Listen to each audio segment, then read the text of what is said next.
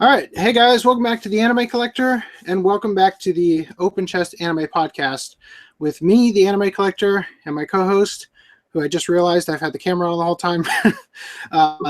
Hey. Hey, show us that apple in the chest. The apple? Oh. Yeah, that apple. She doesn't have an apple. It's it's Kiki. No, not the Kisa Goo Goo. I'm talking about the apple in your hand. I'm not holding it. Talking about my old laptop? Yes, the apple. It's right there. Yeah. All right. So I just got a new MacBook Pro yesterday. And hold on, I'm just going to kill a little bit of time here while we wait for the people to filter in. So I want to talk about, real quick, some issues I have with the new MacBook, and just in case anybody's got any solutions to it. So this is the old MacBook. I want you guys to notice how big the trackpad is down here. The new one is like twice as big. It ends about right here.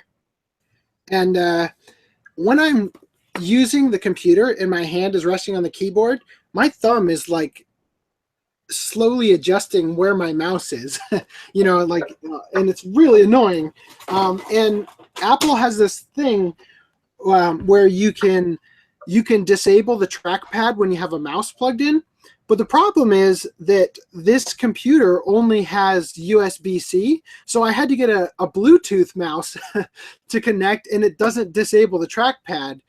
Ideally, what I'd like to do is have it so that the trackpad can only get scrolling and swiping, but not any actual like mouse movement input. That would be ideal. And the other thing that's really annoying, and I think everybody already hates this, is the new MacBooks have that strip at the top. Like, I forget what they call it, but it's like a little touchpad at the top. When I'm trying to type stuff that has numbers in it into, let's say, a URL, I hit that thing constantly because I've got big hands. I hit that thing and it erases everything I typed in, or like enters, or like, because the buttons up there, like if I'm on the left side when I'm trying to type in like the numbers 1 or 2, I'll hit escape and cancel it, or anyway, it's frustrating to say the least. And I got this MacBook with the Japanese keyboard, and I gotta say some parts of it are really annoying. For instance, the @ symbol is nowhere near where it usually is. Like, so mentally when you're typing and you're used to holding shift and hitting a button to get the @ symbol, now I have to mentally remember not to hold shift and hit the button next to P. So it's a little bit annoying, but I gotta say, I'm gonna type this into the chat, and literally the only person who's gonna see this is Augie, but check out what I can do. Look how fast I can do this.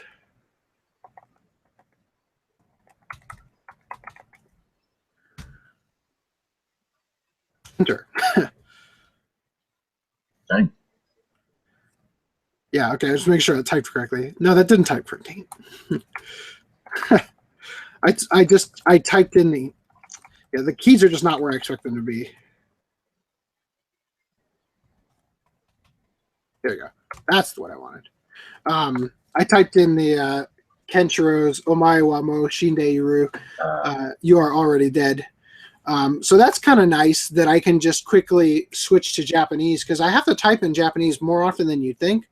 And up until now, what I've been doing is literally going to the hiragana or katakana Wikipedia page and copying character by character to construct the sentences I need before doing like a Google search or something with them. So this is much nicer just to be able to quickly type them.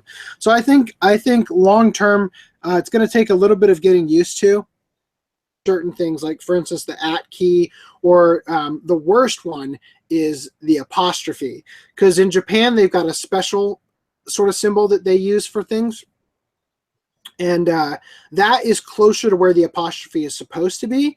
But the American apostrophe, the one that looks correct when you're typing, is the 7 key. And I have to, so now that's another thing where mentally when I try to type apostrophe now, I have to remember to hold shift and hit the number 7 instead of, so it's all over the place. But I think that's something that if I continue to use this computer, I'll be able to get used to. And then the added benefit of having Japanese is going to outweigh the cost of,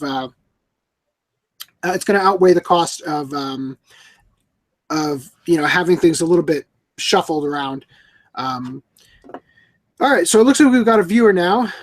So I just want to announce right away the sad news that FDDNM is not going to be able to join us today. He's it's his own personal reasons, but he's busy. He has a family obligation, let's say, which means we're probably going to be all over the place. Hey, Shane. Shane. Since he's usually the one that reins us back in to what we're talking about, which reminds me, actually, if we want to do this now, or at least be thinking about it now, Augie, do we want to have a highlight showcase for the like we did last podcast with Comic Party? Let's try to do that in the middle of the month. Yeah. Oh, in the middle of the month? I've got one I can do right now, but I was just going to bring it up so you could think about it. Yeah, if you want to. Let me get it ready. We'll do it later into the podcast when more people are here, but let me just grab it. Yeah, for those of you who are just tuning in today for the anime topic, it's Girls in Panzer. How deep or how far, or if you want to skip it, I don't know. But just a heads up, I've already finished watching Detroit Metal City. So when we get to that point of talking about it, I'm going to really enjoy it. He's back. Yep. So anything new happened with you the last 2 weeks? Yeah, a few things. Yeah, a few things happened. One of the issues when Sony took over Funimation, one of the projects that they worked on was to release a better Funimation app on the PlayStation 4. Okay. So we got that going on. So you want to play? Hey, Denny. You want to wait? Yeah, but we should definitely talk about that. That's something that we should definitely talk about. The Funimation, Sony's acquisition of Funimation. We should definitely talk about that. Oh, yeah. So Otakon is this weekend, not last weekend, and that is the first convention I've ever heard people start talking about 2 months beforehand, not the month before. So kudos on the better advertising. Okay, yeah. You mean talking about as in like people are getting hyped for it, or like they're advertising about it? People are getting hyped for it. Okay, yeah, because for me, Anime Expo is kind of a year-round thing, but that's just me. Same thing for me in AWA, which is in 2 months. Okay. So Otakon for the discotheque, I believe that's going to be at, in their time, 11 to 12. Yeah, Justin Savakis put out a kind of a cryptic tweet saying make sure to go to that because I guess he bought a bunch of camera equipment and something's going down. Probably local to him, and he can probably go to something. Yeah, do you guys all know who Justin Savakis is? Should we I don't know clear that up? He's a DVD authoring. He does a lot of stuff in the anime realm. Okay. All right, just double checking. Yes, the podcast has been posted to the page and also to Twitter, so that's good. All right, so we should be in the clear. If people are taking their time, they're taking their time. We're gonna get into the podcast now. Yes, that's yes. Danny just brought up exactly what I wanted to talk about in the regarding the Funimation merger, which is actually I want to give you full credit for because you're the one who brought this to my attention. The fact that this is something that could potentially happen. Yeah. So should we just jump right into Funimation and Sony? I mean, you're on right now. Or do you want to do pickups or something?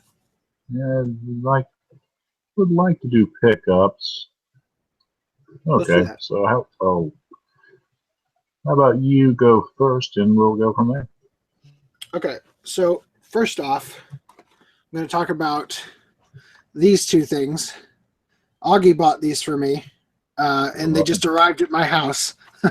So I watched them as well as what we had decided we were going to watch in the last podcast. So this is the Girls in Panzer. This is the real Anzio battle OVA, and this is Der Film, so the movie. I watched them actually this morning. They're both great. I also picked up Death Parade Limited Edition, and I want to know if anybody has this. That's kind of not lined up, and the bottom is. Oh, it's supposed to look like that. That's half a female and half a man's face. Okay, but no, I'm not talking about. I'm talking about. Look at the top. Look at how off the top is. Like there's a lip. I don't know if I can hold it correctly so you can see it. Yeah, I want to know if I should maybe send this back to Amazon and see if a replacement will have less of a lip, or is that something? Because it's not lined up at all. Like look at the line above the what is this elevator, or I don't know. Yes, that's an elevator. Okay, I got it right then. So it's not lined up. I'm trying to push it down. It's not lined up at all. So I want to know if anybody has this, should I send it back to Amazon and see if I can get a more matched up, aesthetically pleasing looking one. And then some other goodies that came. So I'm going to skip this one for a second, and I'm going to go on to these. So almost had an avalanche of stuff come down just now. We're really lucky. So at Anime Expo, I went to the Viz booth, and I pre-ordered through Right Stuff. You buy it. You pay for the convention price there, and then it basically they give you a card that has like a coupon code, and you put that in at Right Stuff immediately, before anybody else sees your code and steals it. And basically Right Stuff charges you $0 because you already paid. So I got the JoJo's Bizarre Adventure Blu-ray, which I'm pretty happy about. And I tried to buy this at Anime Expo. They ran out. Literally, the person before me in line bought the last one. So I also bought Manga in Theory and Practice by Hirohiko Araki, which is the creator of JoJo. So that's just a book about, like, obviously you can imagine based on the title, it's just his sort of ideas behind developing manga and whatnot. And then the last thing that I want to talk about is the 4K Ultra HD version of Resident Evil Vendetta, which I pre-ordered a long time ago, or actually maybe even in the first podcast. I think we talked about this. FDD&M brought it up and shared the link with me that there was a 4K version. And since we've got some viewers now, I want to know, is there a noticeable delay on me? Because I think that the camera I'm using on the new laptop might be causing a tiny bit of a delay that we don't normally experience. And we discovered a way that we could ease the delay, but I'd need to. Here, I'll do it real quick. I'll show you the option we have. Let's see. Wait, I already forgot how I did it. Oh, here it is. It's this one. So if I switch this to that, that seems to fix the delay a little bit, but it tightens up the camera a lot. So I'm going to leave it this way. You guys can let me know, and we can adjust for future podcasts. Anyway, those are my pickups. Why don't you go ahead, Augie? Well, that's another stylish way of saying take on me. So the first startup is, I already own this Happy Lesson, and as you can tell, it has a glaring gash right here. So I was fortunate enough to buy an upgrade copy. That's pretty much mint. Oh, awesome. So you called that a glaring gash? Is that the technical term for it, or you just? I'm being silly. Yeah, that's what I thought. I was like, because I was wondering what that, because not to just totally derail your pickup session, but a lot of Sentai Filmworks limited editions have a gash like that underneath the shrink wrap. Yeah, so I wasn't sure if there was like a technical term for it you were picking up, or if you're just making it up to be, have a little flair for the dramatic there. If you want me to, I can look it up, but I don't think there would be one. If anybody knows, let us know. But also, through the Right Stuff birthday celebration, I finally got one for all the single ladies. That's right, Hello Kitty. One Time in Paradise. Ooh. Can you show me the sides of that? Oh, so you have this. Oh, okay, so it's the thin pack one. Is that the ADV release one? Yep. Yeah, because I have. I wonder if you can see it.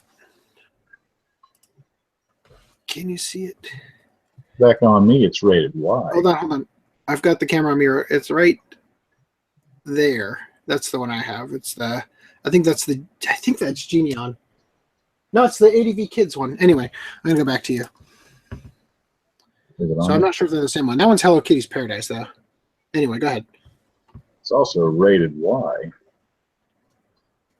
And for completion's sake, as such, sealed. Up next from Sentai Filmworks is Outbreak Company, also from the birthday celebration. And a long-time request I finally got is Tokyo Revelations. So tell me, pixelated glory. Okay, I was going to ask. Yeah, is it as pixelated as mine? Okay. Oh, it vomits pixels, so I would assume so. Also from made in Japan is Gunbuster the movie. Can y'all let me know if this is an abridgment of the original OVAs, or if this is the OVAs just cut out? And they just called it a movie? Yeah. Yeah, who knows? And I was mentioning to AC that another theme of mine for this week would be completing stuff I've had before. Which, thanks to him, I got Dear Brother Volume 3. Yeah. So now we can all tell our dear brother this whole I gave him the one that had that little like weird puncture on the front that we talked about. Yeah, it didn't make a hole. It didn't. Yeah, but I don't know what caused it. But yeah, I gave him my extra copy. Also from him is the Operation Lupin movie. Operation Return the Treasure. Which I bought at Anime Expo, got home and realized I already had a copy, so I sent him the extra. And also to call out that one cosplay friend that appears to be very skinny and for some reason shaves his head, but doesn't dress up, but says that he's their big brother, even though I think that they're stealing your drugs. Is I finally got the 3rd volume of Gundam Unicorn. So now I don't need. So now. Wait a second. There's a 3rd volume in Gundam Unicorn? Well, yeah, there's 4. What? I only have 2. Uh-oh. I haven't been paying attention. All right. Well, that's good to know. Well, now I don't need his flash drive to watch Gundam Unicorn, even though most people have seen it. Speaking of which, going back 2 podcasts ago, maybe I could be off, is Lay of the Immortal Volume 3. Yeah, I think that was actually last week. Or last podcast. Yeah, it was last week because I went to 2nd and Charles, which that's opening on the 12th in a city called Madison where I live. So finally. Also, one I haven't said I haven't halfway completed yet is Uso Rankin Volume 2. Ooh, that is the greatest opening. Now, I can finally say that I completed this. But wait, there's one more. Okay. Yeah, I realized I forgot one, but go ahead. Go get yours done. Okay. So, also, while AC was at AX, I requested a simple item. And that's an NRFB squeezable Maru-chan, which, oh no, it was NRFB. It's with this world.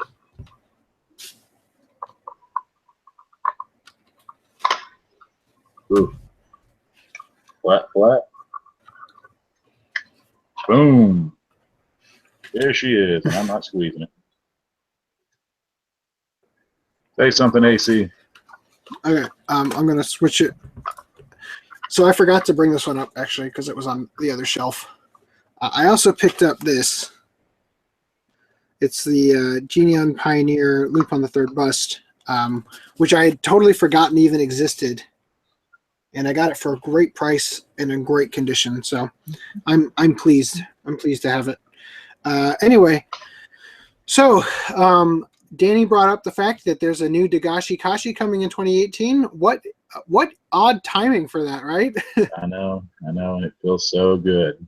It does feel good. I'm really glad that we were able to, right before the announcement of that, we were able to get people's appetites wet about that show, because that was a really fun watch.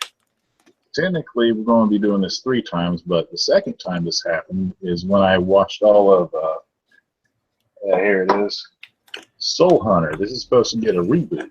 Yeah, I forgot about that. I can't believe that. I'll let you know about that third one later on. Yeah, I can't believe that that's getting a reboot, to be honest. Well, hey, I just wonder what storyline they have, because for that one story, you have 3 different ways of telling it. Yeah. All right, so should I go over my what did we call it? The thing FDGM had us start doing last podcast with the box set highlight showcase. Okay, so the one I'm going to do, just to get out here, because I don't have a lot to say, but I don't have like off the top of my head, I can't think of like incredible ones like he did last week. Augie did last week with Comic Party. But the one that I'm going to showcase today is the Lupin the Third Part 2 Collection 1 from Discotheque Media. And the reason I'm specifically bringing this up is because I want you to notice how similar that cover is to the Cowboy Bebop cover. This was definitely intentional. Cowboy Bebop obviously came out after Lupin the Third, and it took a lot of, like, actually, if you sit down and look at it, all the characters are inspired by the characters from Lupin the Third. And even if you look at, for instance, Spike's socks, the fact that his pants don't go all the way down to his shoes and they have that lip where you can see his socks and everything, all that is taken straight from Lupin the Third. So I thought it was really cool that Cowboy Bebop is constantly sort of throwing little references to Lupin, and that now it's sort of come back full circle here with this doing the same. So I thought that was pretty cool, and I really like this set. So anyway, that's what I want to do for that, just to kind of get that out of the way. For Lupin, they have not announced that Goemon movie. They haven't announced it, or they have? They have not announced it yet. You mean they haven't announced the release date? To my knowledge, it aired in theaters, or it was in theaters in Japan, but we haven't gotten it in the States yet. Mm-hmm. Well, we haven't. You mean, yeah? I feel like I already saw an announcement for it, though. Let me look. I'm just gonna look it up real quick. By the way, AnimeNewsNetwork.com got hacked. Yeah.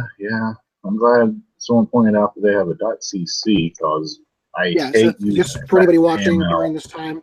It's AnimeNewsNetwork.cc is the current URL for it. So it's back up. You just have to use that temporarily.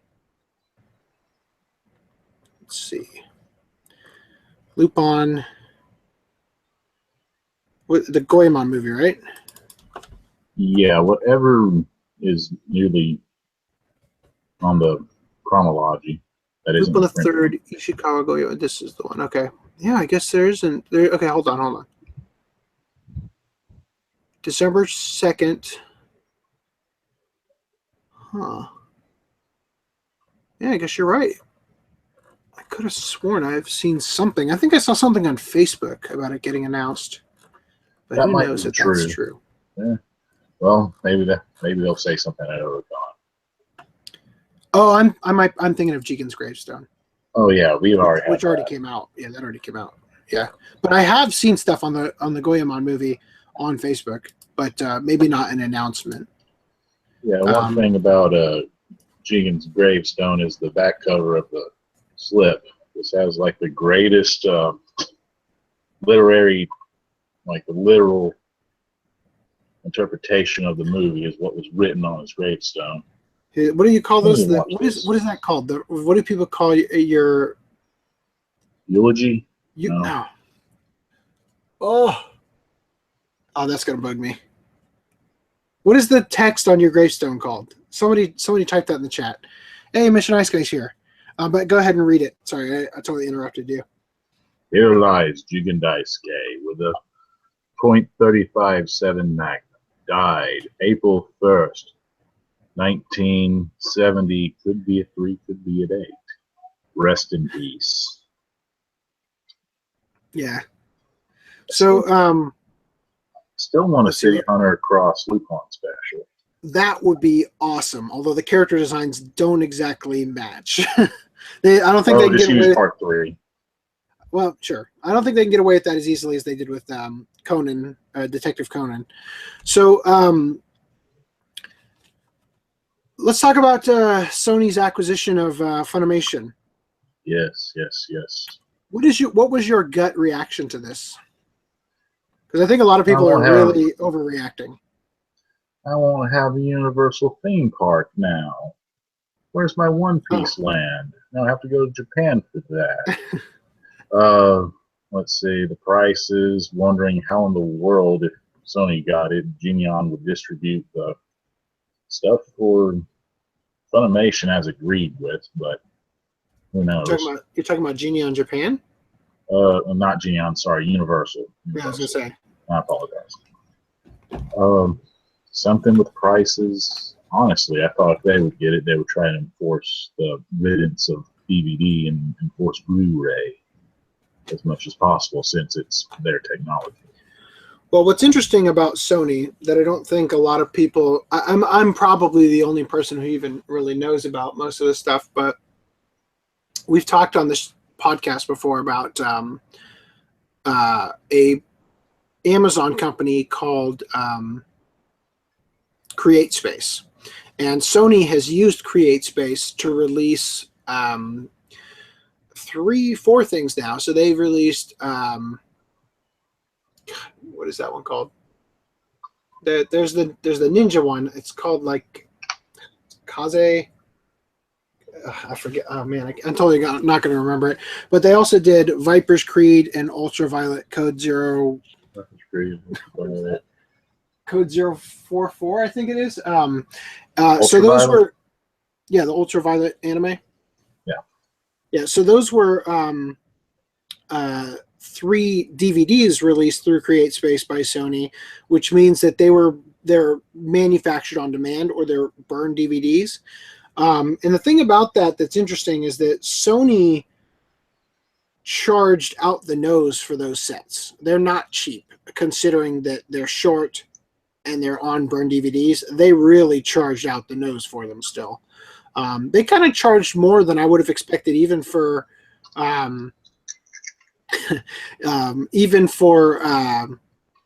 if the set had been pressed, which in larger amounts, it costs more to produce things on burned DVD, for the record. So the other thing, though, is that when it comes to Blu-rays, they recently released Memories, or no, not Memories. Actually, Memories is a 4th thing. That was by Sony, right?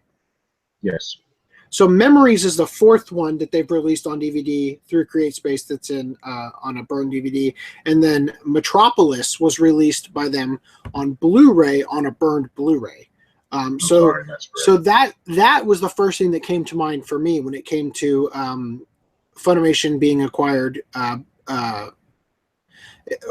We're using the wrong terminology. Sony has majority shareholding in Funimation now, is the technical 95% stakes. Yeah, so practically all of it. But that's the first thing that came to mind. Is I wonder what's going to happen if we're going to see if because Sony now has a subsidiary to them that is more devoted to knowing the market and knowing how to target things to anime fans and whatnot, is that going to mean that they're now going to be more likely to actually have their discs pressed? Hey, Duo, you're coming in a little bit late, but check out what I bought this. Dang it, Augie. What I bought this week. So I want to know actually from Duo. This is really off-centered. Like, it's not lining up. Do you think I should send it back to Amazon to see if they'll send me one in better condition? Anyway, so regarding Sony and Funimation, Mr. Nice Guy says that his first reaction, which makes perfect sense knowing him, is that he's going to get more copyright claims on YouTube. And his second reaction was that they're probably going to have more licensed anime coming over here, which, yikes, I'm kind of already drowning in licensed anime over here. Ever since Sentai hit... Say what? Well, keep in mind, if that might be true, if you look at who owns it, Sony Pictures America owns Funimation, and people point to Aniplex. They are owned by Sony Music Japan. Okay. So that might be a huge toss-up if they are or not, but I'm not sure. It's kind of an interesting thing to think about right now, because we, in the collecting community, we know that Aniplex they were kind of, I don't want to say they were distancing themselves from Funimation, but they were reacquiring their licenses. They were taking them back so that they could release Aniplex sets, which were freaking $700, minimum. Basically, Aniplex was trying to charge Japanese prices to an American market, right? Which you can't do. That's not how we roll over here. Yeah. So it almost, like, it's kind of an interesting idea, an interesting thought of, I wonder if there, I mean, this is totally speculation here, and I don't even think this is true. I'm just tossing this out there. But what if Aniplex has sort of, they played their cards with trying to release sets that are way more expensive than they should be in the Aniplex America sort of line. Didn't Aniplex America also swap presidents? I don't know. I'm just throwing out a really dumb hypothetical. But what if they played their cards by releasing all the, getting their licenses back, releasing all these sets, charging way too much, and that has flopped.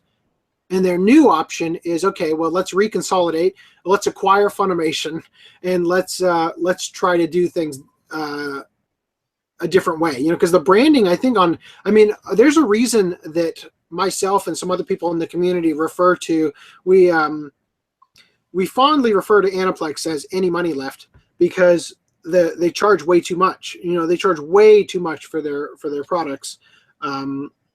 And we just have like little nicknames we give to all the companies. Like I call Pony Canyon Pony Cash Gone, and you call it, what do you call it? Pony Up. Yeah. Yeah. So anyway, but oh, dude, yeah. So let me just catch up on the chat real quick. Duo says he can't stay for long. Yeah, don't feel like you guys have to stay. I appreciate Mr. Nice Guy and Duo always pop in for a little moral support. Totally understand. And yes, regarding Death Parade, I would like to. We're definitely going to do Detroit Metal City for our next podcast, but perhaps the one after that we'll be able to do Death Parade and have you featured. Well, that one is when I get to choose. Okay, so maybe the one after that. I'm just worried that if we get too far into this, we're going to end up at that week before I have the baby, and it might get hectic, So I'm trying to parcel things out that way so we don't run into that, because we're going to have a podcast. So my wife is scheduled to go in for a C-section on the 27th of September. The reason why is because we had an emergency C-section with our first kid. We don't know what caused the emergency that led up to caused the problem that led up to the emergency C-section. So it's safer for us to just schedule one and do it again, rather than doing a VBAC. So we have a podcast scheduled for the week before my daughter's going to be born and the week after. So we actually might be able to weasel our way into not screwing up the schedule at all. But I just wanted to throw that out there so you guys know that in late September, there's going to be potential hiccups in the scheduling, but we don't know yet. Anyway, so I totally lost my train of thought. We were talking about Sony and Funimation. Sony, Funimation, different prices for stuff. Mm-hmm. So one thing you brought up was the interesting concept that now that Funimation is owned by Sony, majority owned at least, we might see a re-release of Blood Plus. Yeah, which would be really interesting and really nice. I'd definitely love to have a new version of it because, number one, I found out that there's like a cleaning solution from the replication process. When a DVD gets replicated, they do this thing where they polish the surface of the disc before, and then they like dry it off and everything before they move on to the next step in a process. And I found out like years after I bought Blood Plus Part 2 that some of my discs have this cleaning solution still on them, and I could probably wipe it off, but I don't know. I kind of don't want to mess with it. But anyway, in addition to that, for me, I'd like to have another set for it because Funimation released Blood C, so it would be nice to have Blood Plus and Blood C in box sets that are matching, sort of in terms of style and size and all that. I think that'd be pretty cool. Regarding Funimation's history, I think this might be the third or fourth time that they've been bought by someone. I think, yeah, I can't remember if it was once before or twice before, but Gen Fukunaga has sold the company once or twice before and bought it back. Yep. So he's got a real great history of, and every time, it seems like every time he does this, because at one point it was a Navar corporation. Funimation was a part of Navar. You might remember that from their old logos and stuff. It seems like every time he does this, Funimation, as soon as he gets it back, has this skyrocket, and like they go Super Saiyan. They reach that next level. They get stuck somewhere, and then he gets it back, and then it jumps again, and then it's like it's interesting. It's like the sale of it. I don't know what he's doing, but he's doing a good job in terms of the company's growth and profitability and all that. But yeah, it'll be interesting. So. As far as I'm concerned, I think that a lot of people are incorrectly panicking about it. I don't think there's any reason to panic because I think that so long as Funimation is left alone, I don't think we're gonna have any problems. I think it's gonna be as if they weren't. It's gonna be as if nothing happened. You're barely gonna notice it.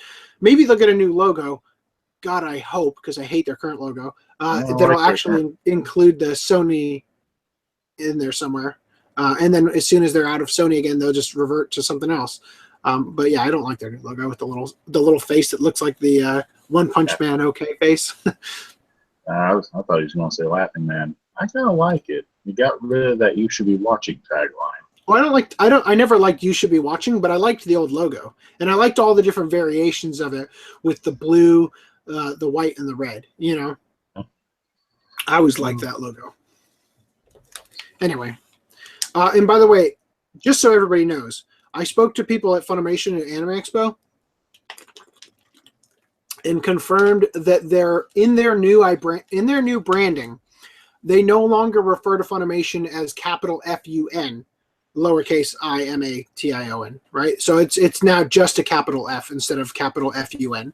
I see a lot of people still typing it out that way, like as the force of habit, still typing it out with a capital FUN when it's now just a capital F. So I just want to let you guys know. Anyway, so what do you want to talk about now? Anything else? A quick topic before we get to the main meats of tonight. How would y'all feel, because I don't like MAL and still a little distant to Anime Planet, regardless of a certain someone's video, on AC's page, Facebook page. Would y'all like to see a document of what a checklist through my collection? He wants to know if you want to see his collection documented out in a text document. There we go. I'm in since 4. Yeah. Yeah, so he wants to know if if he was to put, actually, do you have that other page up, the CineMassacre one? Do you want to just screen share that and walk people through? If you do a jiggy and a dance, I should be able to.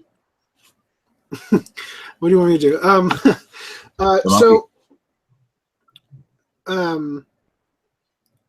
want to remind everybody while he's getting that set up that tonight we're going to be talking about Girls in Panzer. And I don't know, I want to know if the people watching, because we've got, it seems like we've got a much smaller crowd than usual tonight. I just want to know, were you guys able to watch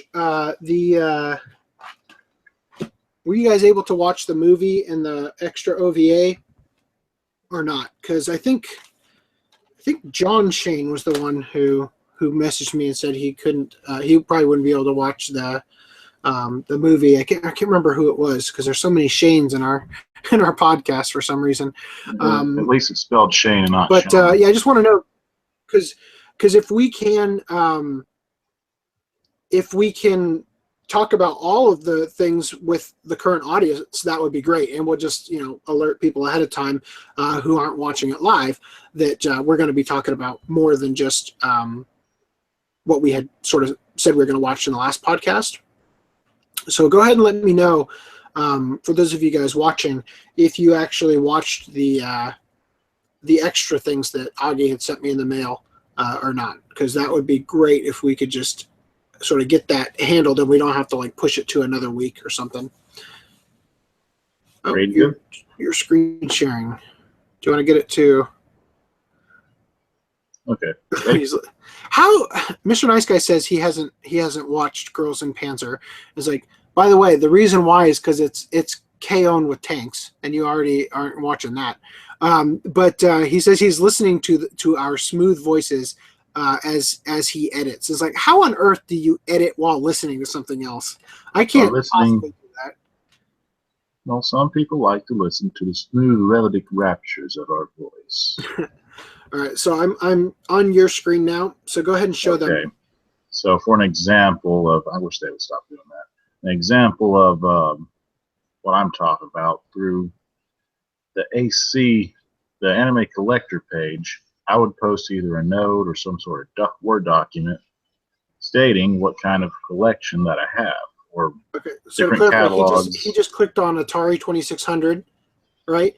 So this is going to be all games, because we're showing CineMassacre as an example. So this is all games related to the Atari 2600 game system. So for our thing, it would be like ADV, and then you would see a category of every ADV title and which ones are owned by us and which ones are not. Yeah, pretty much. For my system of doing things, if I own it, I just cross it out. If I don't own it, I will highlight it in yellow. Okay. But it would be something similar to this. Yeah, so Augie wants to know if you guys would like to see this. I think on the Facebook page we can upload what's called a note on Facebook, which I think in groups is called documents. You can upload, different documents, but basically it'll just be a Word document you can access to see our collection and what we own and what we don't own. And you could just reference it for curiosity's sake, I guess, in the future, if that's something you wanted to do. So this is something that Augie wants to do for that he can do for his collection, and he just wants to know if you guys are interested. By the way, Shane says he saw none of it, so this is going to be interesting for you, Shane. And Danny says most Death Parade sets that he has seen do not line up, so that's good to know before I waste time having him send me a replacement. Before I unshare the screen, what kind of game is China Syndrome? Yeah. I don't know. That is strange. Anyway, or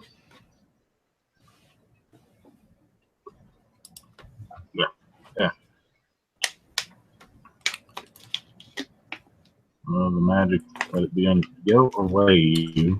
Shane sounds interested in the ooh. My wife just texted me. She says that there's lightning. We have desert lightning, so there's like no thunder with it. But what? Oh, she said there's thunder. So I don't know if you guys can hear that. I didn't hear any of it. She says it's right above our house right now. So if the internet goes out all of a sudden, we'll see you guys 2 weeks from now. Well, I'm kind of in the same boat. We're supposed to be in a thunderstorm warning right now. Oh yeah. Yeah. All right. Oh Well, yeah. Isn't it strange that when Sony took 95% stakes, that Daisuki announced that it was going out of business in October, which is the same month that Anime Souls went out of business. Yeah, that seemed a little. It did seem related. It seemed too coincident. I mean, it could have just been like we've planned to announce our thing, and then it's like, oh, all of a sudden Sony's doing it. It could be completely unrelated, but the timing of it seemed very related. That Daisuki.net went, they closed down, which was it was a legal streaming site similar to like Crunchyroll and whatnot.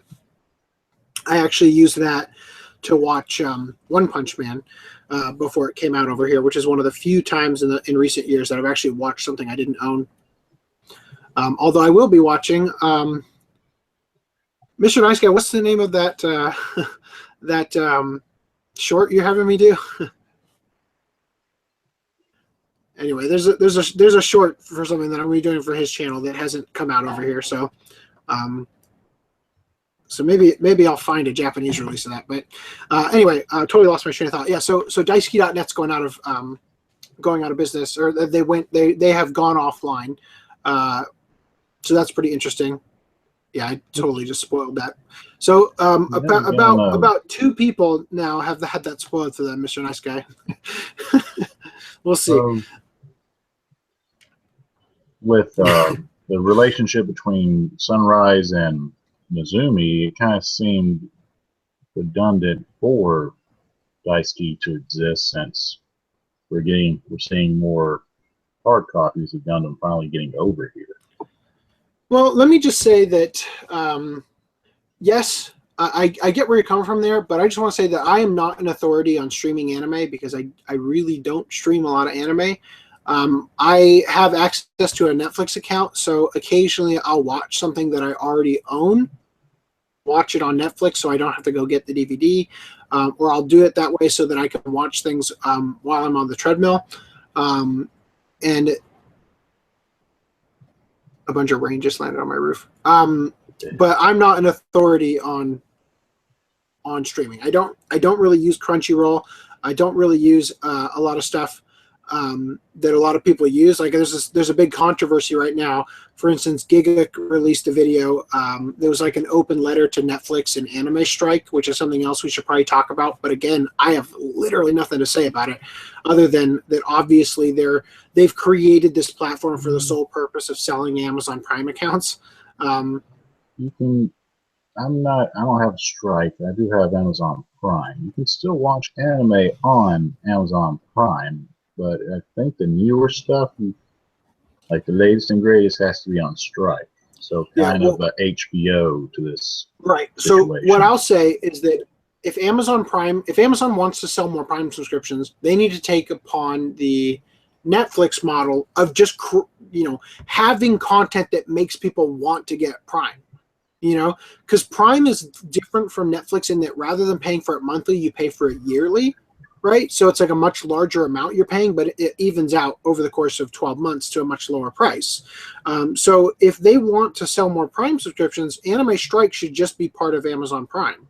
The shows that you would watch through that should just be like they've got what appears to people to be a double paywall, when in reality it should be that you can get Amazon Strike, but if you already have Amazon Prime, then you already have all of it, right? So like Anime Strike, not Amazon Strike.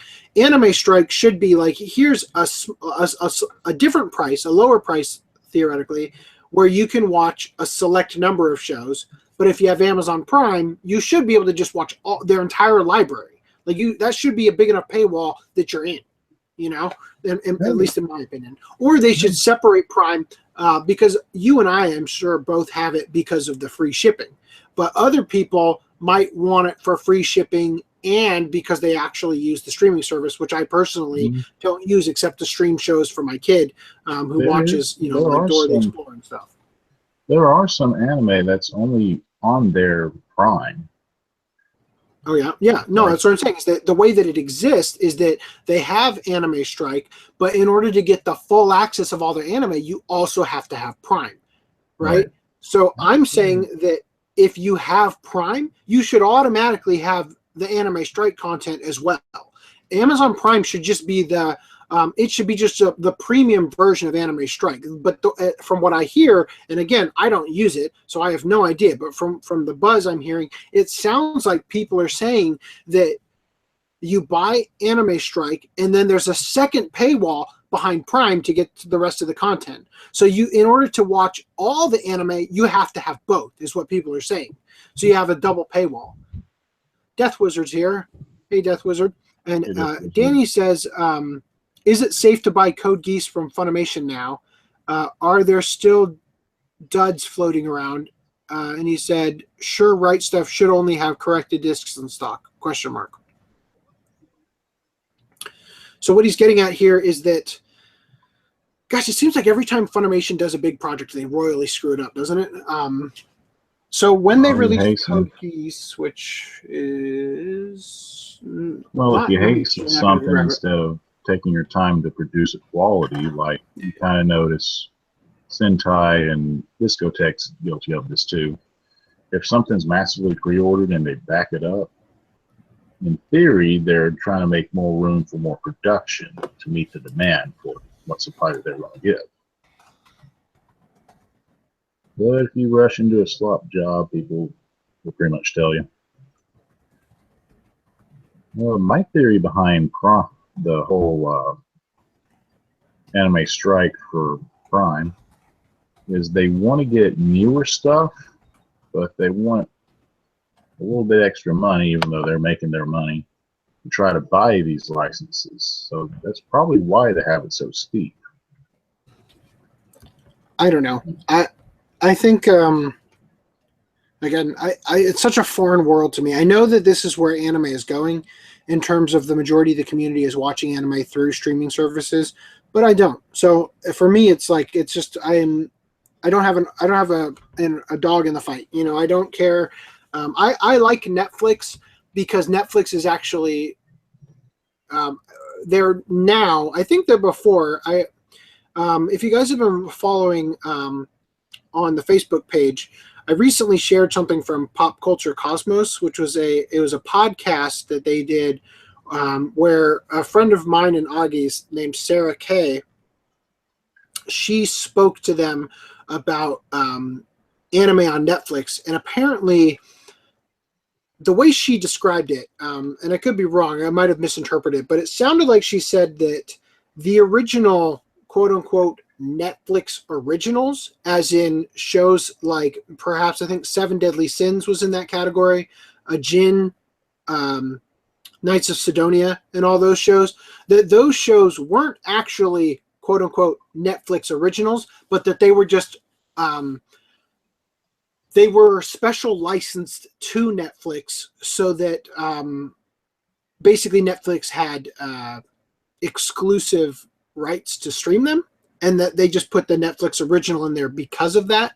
But now, from what I hear, they have got shows that we've been trying to talk about, Saint Seiya, that are actually quote unquote Netflix originals, in that they are basically doing the legwork behind the scenes and funding and all that to actually get those made. So as far as I'm concerned, just to clarify, I like Netflix's model because they're actually creating things, and everything I've seen from the Netflix originals in anything that they've done, not just anime, has been great. And I haven't seen a lot of what they've done, but I'm just saying, like, Arrested Development, Knights of Sidonia, which again is not, I don't know if you could consider that Netflix original based on what I just said, but you know what I mean? It's like everything that they've done so far has been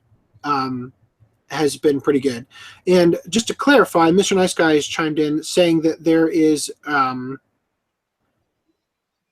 that you need to watch both Okay, so he said basically $10 for Prime, then $5 for Strike, referring to that being $15 a month. And I asked, does that mean you need both to watch anything, or that some shows are just behind a second paywall? And he said both behind 2 paywalls, which I'm assuming means that that doesn't make sense. I'm so I'm so not qualified to discuss the streaming anime. But it sounds like, I don't know. Technically, for Seven Deadly Sins, wouldn't that be considered a commission to make the OVAs? That's what I thought. But from what Sarah said, and the reason I'm bringing up Sarah, by the way, is because Augie and I have been talking behind the scenes about having her guest on the podcast, because she's a friend of ours who's also a collector and has an interesting viewpoint on certain things. Like, for instance, Pop Culture Cosmos actually approached me to talk about Netflix anime because one of the, let's say, co-creators of Pop Culture Cosmos is actually somebody that I went to high school with, like many, many years ago. So he reached out to me, and I directed him to Sarah because Sarah took a class in college about Netflix. Like, she took a Netflix class, and they did a project where she actually did her own sort of little podcast talking about anime on Netflix. And apparently recently Netflix actually reached out to the members of the class, and they actually took their projects to sort of the higher ups at Netflix man, my camera is like really lagging behind. But apparently they actually took the critiques or the criticism from this class, these projects, and took them to the the top people at Netflix to potentially take that feedback, let's say. So that's why I'm getting such a roundabout way of saying this is why I brought up Sarah in the first place, and I want to basically say that she'd be a much better authority on talking about streaming anime because she streams so much more than I do. And Mr. Nice Guy has said, also a lot of shows are getting funded by Netflix, right? Like Trigger and Little Witch Academia. Why it's only there, right? And he says you're paying twice to watch Strike at a total of $15. So okay, so I guess you need Prime, according to Mr. Nice Guy. You need Prime and Strike in order to watch the shows on Strike. So yeah, it's stupid. It should just be one. They really should just make it one. You know, it should just be Prime. It's dumb that they have this extra thing just to market it towards anime people. And I think that everybody in the anime community sees this and recognizes this, and they're upset about it because nobody seems to like Anime Strike from what I've heard. Anyway, go ahead, Augie, and save me from constantly talking about things I don't know anything about. Well, let's see. We probably need to talk to Sarah. I really like when I did talk to her on Skype. I really did enjoy the conversations. So how about we talk about some high school girls who've been up to some Jill Tankery? Yeah, let's get on to Girls in Panzer. Let me grab the DVDs real quick. I already got them right here. And he doesn't see me at all. Oh.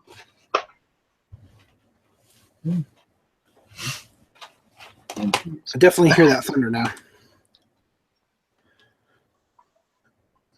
So, if you were like me, you bought the DVDs, you should probably go get the Blu-rays because this is the only way that they released the latter parts of it.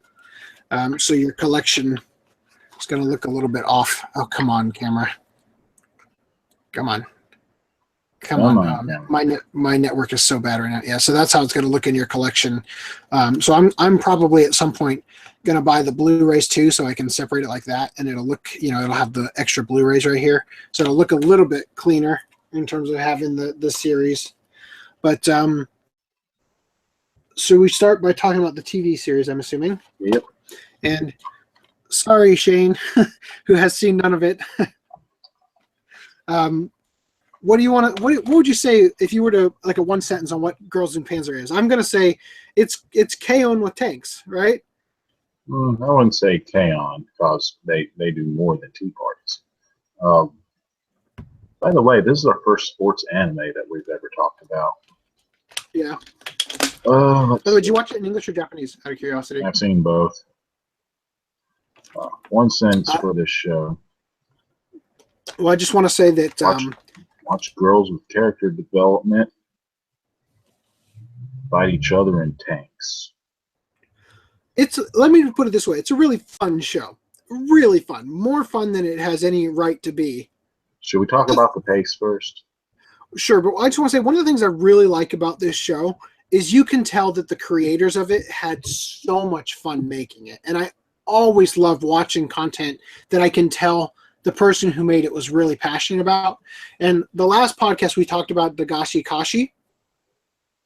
And Dagashi Kashi was very similar to this in that whoever created that was really passionate about Dagashi, you know? So they got to create something where just all their passion for Dagashi just flowed into every, you know, page of the manga and every episode of the anime, right?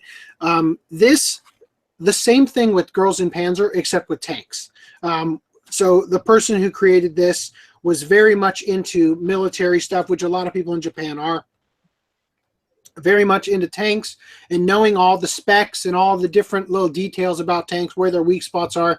And they had a lot of fun putting this together. So I just want to say that that's one of the things I really enjoyed about it. I really look for the TV series and OVA. And I enjoyed the characters. Each one of them was flushed, pardon the Pizza Patrol, but we'll get to that later. How they have the TV series set up. If you had questions about it, the OVAs answered questions. What? You're just referring to these characters because the extra characters didn't get a whole lot of fleshing out.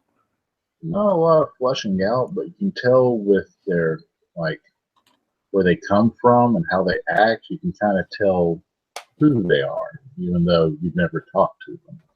Yeah. One thing I'll say is that it was hard to at times follow all the different tanks and who was in each tank. And at the very beginning of the show, I really liked how, and I'm totally stepping on your toes right here, but I'll let you talk for an extended time in just a second. But how in the beginning of this, when they first got all the tanks, they painted all of them. So they were really easy to distinguish, right? And then they paint them again, so they all kind of look the same. And it was like, at that point, I had a hard time following it. But go ahead. But they have different mascots, so you know who's in what tank. That didn't help. I have to watch it more than once. The endings helped. It was something. Let me just say that they gave us something to help, but it was hard to follow in that. I constantly forgot which team was which, you know. So anyway, but it was still fun to watch. Go ahead, though. With the pacing, it did not feel like I was watching an hour. It felt like after I watched the TV series, 30 minutes passed by when technically 3 hours went away. Mm-hmm. For the animation, I enjoyed how they blended the cell shade with the character, with the, I guess, flash-drawn characters. It didn't feel off. It felt kind of natural. You can kind of tell when the tanks kind of ice cube across the screen, but it felt kind of natural as to how they would do it. It didn't stick out like a sore thumb or something hilarious like in Bento when the girl just floats off the bed. One complaint I have is you don't really see much of the teachers going over strategies and stuff. It's as if they're natural born people who lead, just no tanks and tankery. They could have shown more school life. But on the other hand, I feel like because it was only 12 episodes, they got away with that. If they had extended it to 26, they could have filled in extra stuff with school time stuff, you know? So you're gonna like the news later. That's one flaw that I have, but it kind of makes up for it for the later stuff. How they go about the story. At first, it felt like everyone just had to be in this club, and that's it. So we just select this one girl who used to go to this big school of tankery, and we'll get her to do tankery again. Yeah. It Well, wasn't until should we explain the plot as to why that's happening? well, that happens in episode 6 when they finally reveal that. Yeah, but do you want to tell it out of order to explain what happened? Because they propagandized the okay. So I was going to bring this up before when I asked you if you watch it in English or Japanese. In English, in the show and the first OVA set, they refer to what they do as tankery. And in the Japanese version, they call it senshado. And then in the Anzio OVA, and then in the movie, in the Anzio OVA, they don't call it tankery at all. They just call it senshado in the English dub. In the movie, they call it both. They refer to it both ways. So that was kind of, I don't want to say it was annoying, but it was just like, I wish they had picked a lane and stuck with it. I preferred tankery. I thought it was a great title for what they were doing. It could have just been a translation thing where they needed lip flaps to match differently. But for me, I wouldn't have been able to tell any difference apart of it. They're just saying a Lego block is a Lego block. I couldn't tell the difference. Okay, I'm just saying that the phrase they used, like I said, it didn't really bother me, but it seemed like what happened is that they released the show in the first set of OVAs. They had chosen to call it Tankery, which is somebody who at that point had only watched it in English. I thought was a great title for it. All right, and then for whatever reason,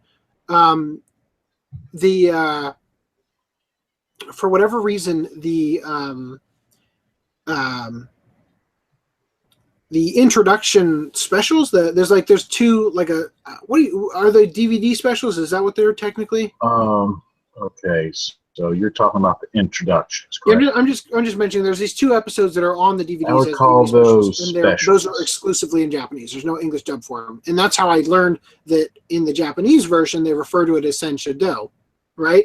And then moving forward, it seemed like they got bad feedback. Sentai seems to have gotten some bad feedback for calling it tankery. It seemed like the community probably lit a fire under them for doing that.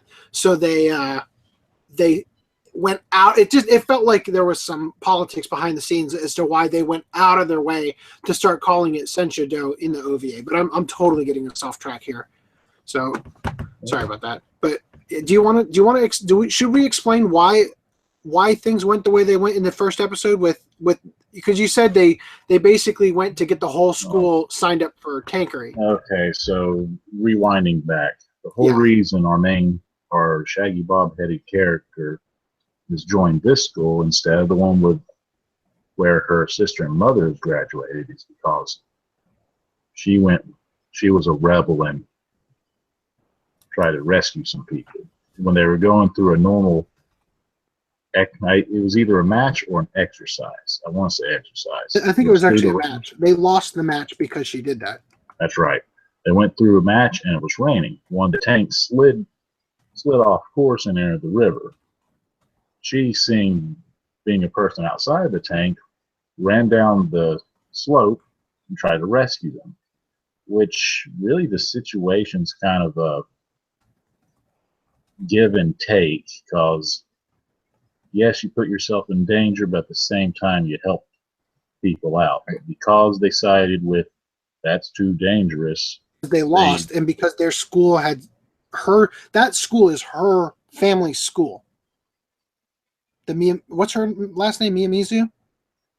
Something like that. Something like that. Her. Dang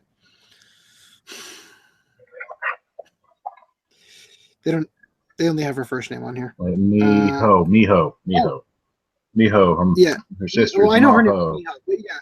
But anyway, it's a school that's like her family's school, like generationally. So basically, she was shamed because their way of doing things is to win no matter what, and the fact that she lost because she chose to go make sure that her comrades were okay because a tank went off into an embankment and went into a river. Basically, and she jumped out and dove into the river and got them out of the tank and rescued them, and she got shit for doing that, So with that, she's transferred to a school that doesn't have tankery because she doesn't want to do that anymore. Like she specifically goes to that school because she wants to distance herself from tankery. Yep. distance herself from tankery, then right off the bat, everyone has to join tankery if you're in a club as a mandatory club. But in the background, it's subtly hinted that they need to do this or their school will close down. Right. Which, of course, this being competitive sports anime, you can kind of see that coming. So through that, they had match upon match, which they fought the English, the Italians, The Russians. I'm not sure it's that Japanese or what. I guess Super American. Wait, no, they fought the Americans and the Russian. Yeah. There's Saunders Academy, that's the regular Americans, right? There's Anzio, which is the Italians. There's Katusha's brigade, which is the Russians. Mm-hmm. And then there was that other, who's the first one that they went against? The one they went against before Saunders. They lost because they lost their first match. That was with the English. Okay, so the Italians, because they skipped them. Remember that. That was their second match that they beat. Oh, so does that particular OVA is that supposed to take place midway through the show? Okay, so this OVA, yeah, this takes place technically explaining what happens in episode 2. Okay. What happens before the match of the movie, and a little after explaining where the whole crew were. Technically, this was made after the movie. I still say watch it before the movie, so you can understand who these are. Yeah, because those characters are in the movie. No, I definitely agree. I think that should be watched before the movie. By the way, I want to say something about the movie. This tripped me up. This disc art. This is so this is a DVD Blu-ray combo pack. So this is the Blu-ray on this side, and this is the DVD. From what I understand, this disc art, this is a promotional image for a 16-minute special that takes place after the movie that's not on the disc. Oh man. Yeah, I totally lost. Oh, here, wait. Shoot. I've been keeping the since Augie sent these to me. Now you're reading the notes I sent you. I'm not reading them. I'm keeping them in here, and I just lost one of them. Uh-oh. It fell out, so I'll have to find that and put it back in because I was trying to show the discs. Anyway, by the way, the artwork on the discs really reminds me of the artwork from the manga of Ichigo Mashimara. I wonder if it's the same. Strawberry Marshmallow, right? Yeah, Strawberry Marshmallow, Ichigo Mashimara. Well, if that's the case, where's the weird gleaming shine on their shoulders? On their knees and elbows? Yeah. How come everyone's not bathed in baby oil for some reason? I want to put that up as a next time after Death Parade and we finally get through, our like cycles of you pick something, I pick something. For my next one after Death Parade, after your one after that, I want to do Ichigo Mashimaro. Don't let me forget, chat. Oh yeah, we mentioned there's introductory episodes to this. Kind of similar to Alice in the Looking Glass, where the afterward kind of explains the chess moves, which it doesn't. The introductory episodes goes over the tanks that they use, the stats for the tanks, what kind of strategies that they are, who the characters are, and what kind of personalities that they have. They even go over more names that you can catch during the show's natural dialogue. Right, and there's 2 of them. One of them takes place after episode 6. You're supposed to watch it after episode 6. The other one, I heard, supposed to watch it after episode 12, but I think it's actually supposed to be episode 11.5. I think you're supposed to watch it before the end. The irony is I didn't know about those introductory episodes till you posted, so I had to quickly watch those. Yeah, those introductory episodes are really good, aren't they? Like they really explained a lot more. There's something specifically I want to talk about that happened in the show. I'm just going to say the mouse tank. I want to bring that up, but I don't want to jump there right now if you're not ready to go there yet. Yeah, let me let me finish this one. Yeah. Let me go on this Go one ahead. point, then go from there. Sure. Another thing that I like about the show is how it kind of interweaves with each other. You have what's given in the TV series, which I still say the finale big tank that they used should have been illegal since that was a prototype. But anyway. Wait. The big one that the sister school used. That was in the movie, wasn't it? What was the who that was wasn't in the the movie? mouse I tank? apologize. Yeah, I was gonna say the mouse tank was the finale in the show.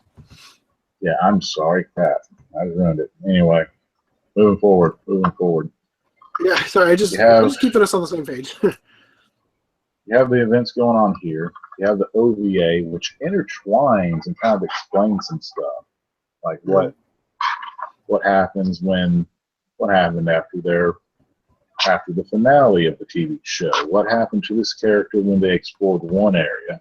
What happened to this character if it just goes in more detail and you finally see that awesome blowfish dance?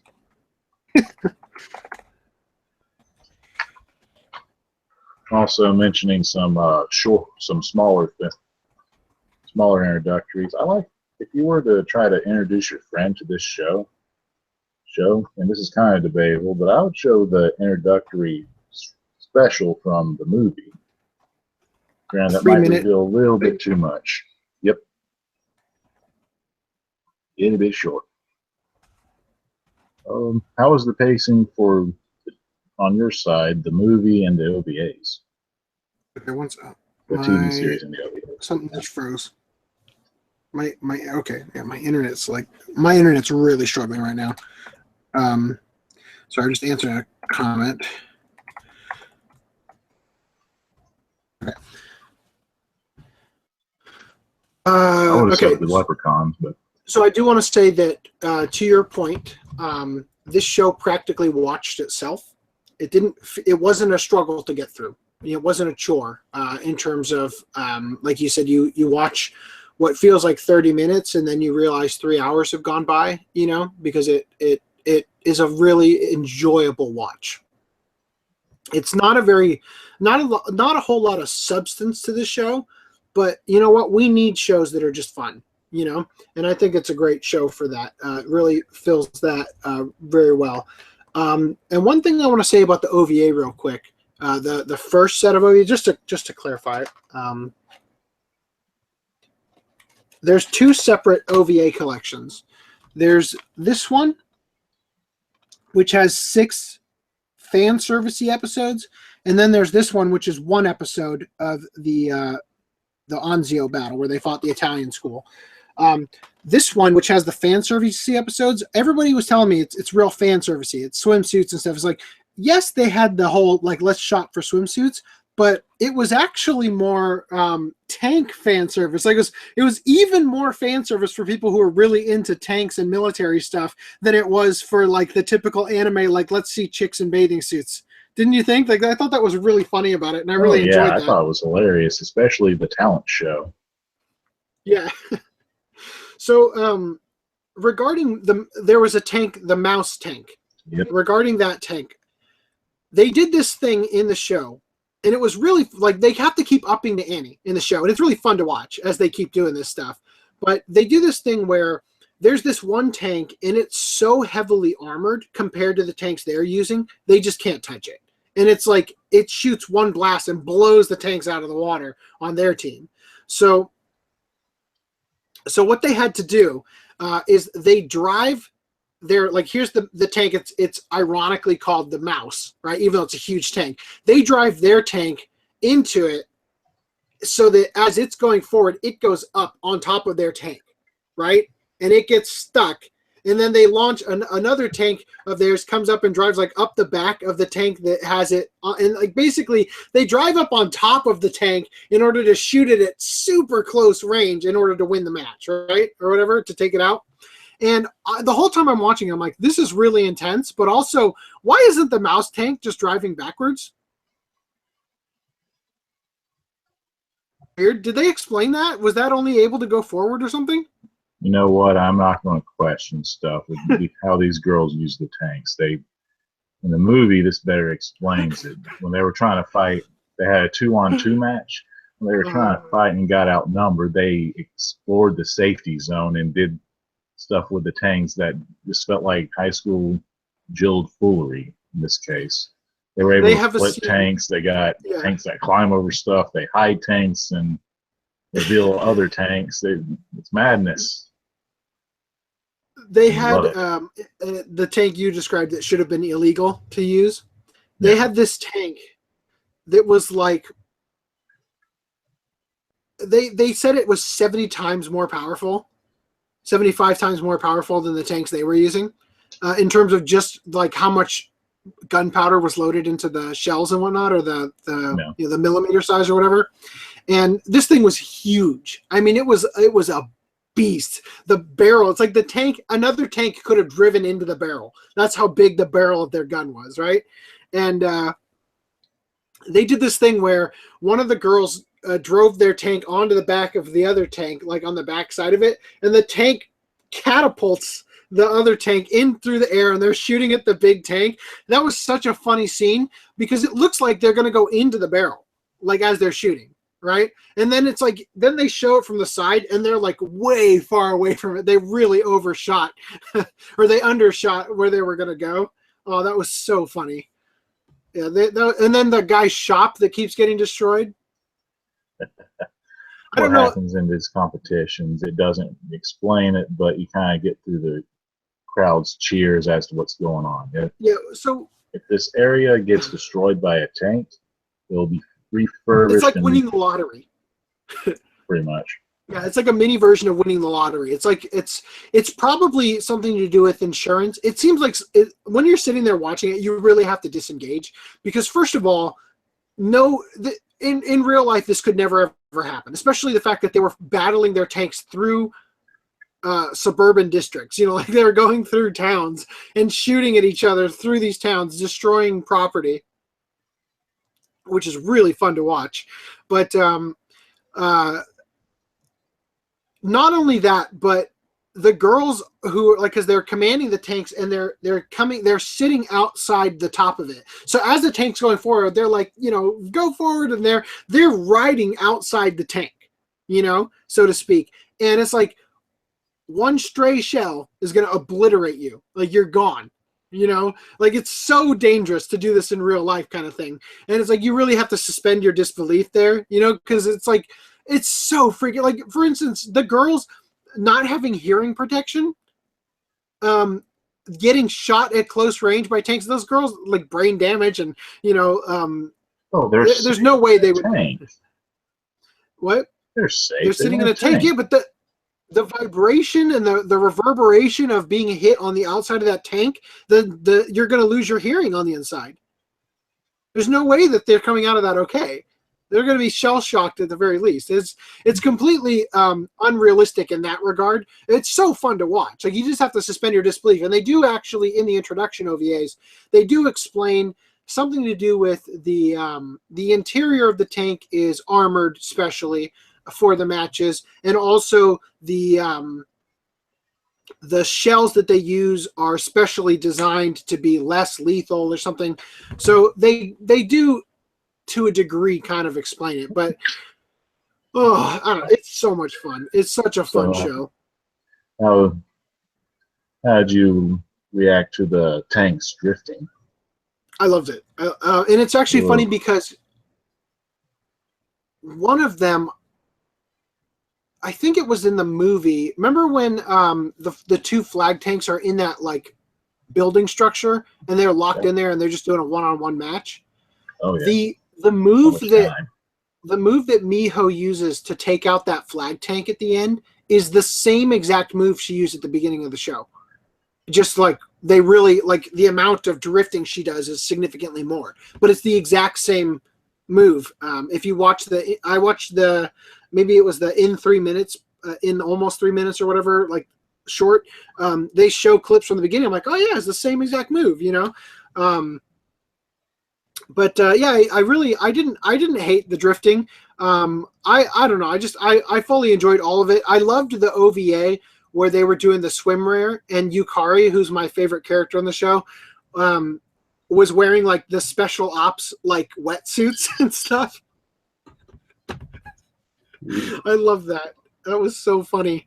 And then my wife made she's Italian, my wife.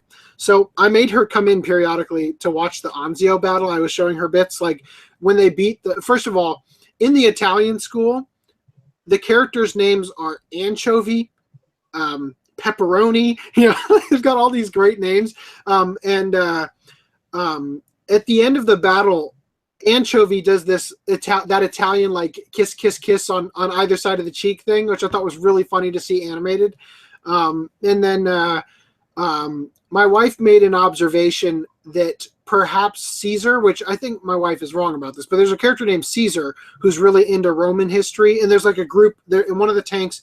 There's a group where each girl in the tank is like they have a love of history for a different time period, right? So the one girl named Caesar names herself that because she's into Roman history. Another girl likes Japanese history from this period. I think one of them had a Japanese history from a different period, and then one of them was like British, European, Western history. My wife made the observation that maybe Caesar was actually named after Caesar salad and not Caesar, Caesar, because the girl that she was friends with at the Anzio school was named herself Carpaccio. I don't know. Anyway, it was a fun watch though, to say the least. Going back to the different cultural traits, like for the Italian school, they love to cook. I wish that they would stop being so enthused about cooking than be more on tankery. Direct quote from the show. So, yeah, and then just to further iterate that point, when they're doing that rally, like the pep rally kind of thing, and then all of a sudden the clock strikes noon, so it's lunchtime. They all just desert. They desert the rally to go eat. You have like the Russian. When the Russians show up, you see them have their leader she's a high schooler, but she's like the size of a 9-year-old, and they kind of mother her the whole time. And she's like, it was like, what's that show, Tanya the Evil? Yes. It was very, very much like that, and that was my other favorite character. Her lighthearted than that. Well, it was lighthearted, yeah, but I'm just saying, like, it's a little person, and she's the commander, right? And she's super tiny, and she has a supreme complex over it. So she literally has the other girls carry her on their shoulders, and she pretends like I tower over you, and it's like, yeah, but you're on somebody else's shoulders, and she's like, shut up, she's just constantly, she's got a complex over how small she is, and she's very much like it's as if yes, she's in high school, but maybe she skipped like 5 grades to get there, because she really seems like a middle schooler. There's 4 subtle points that just make her seem like, yes, we're going to baby her. Like they put her, when they have something to eat, they put her in a high chair. When they're in the middle of a match and they're just waiting a long time, she takes a nap in this. It's like a hover ski boat, but if you look at it from afar, it looks like a cradle. Yeah, and the thing is that she just like a kid to fall asleep after eating is the line. Yeah.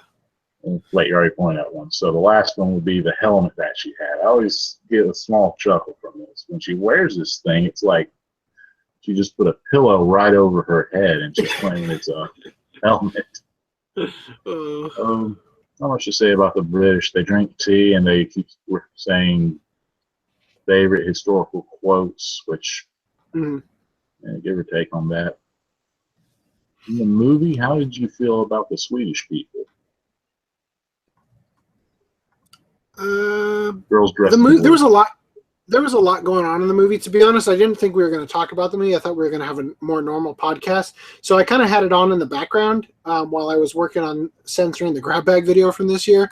So I was planning on rewatching the movie before our next podcast because I thought we'd be talking about it then. So I don't really remember the Swedish people. We'll postpone it. Well, I mean, I'm happy to talk about it now since I've seen it, but I just don't remember the Swedish people in particular. They were Okay. only two characters. They were Okay. dressed in blue, and one was playing this harpsichord. Oh, I love that. Yeah, so I just didn't care. I didn't realize that they were Swedish. I didn't pick up on that. But yeah, I loved that. I loved that scene. I loved the music they played. I thought that they handled that. Like the editing on that whole scene was really well done, and it was so enjoyable having it just pop into them in the tank, playing that little instrument. That was so much fun. Yeah. Then the villain. One thing before I forget, I just want to say real quick about the Anzio school. I felt like missed opportunity to not give them thick Italian accents, but I understand why. Oh, well, you don't want them to have mustaches either. Oh, that would have been so funny, though. Anyway, continue. One weird thing about the show is you don't see the villain that often. He has like 3 scenes, and that's it for now. The villain? Yeah, the superintendent.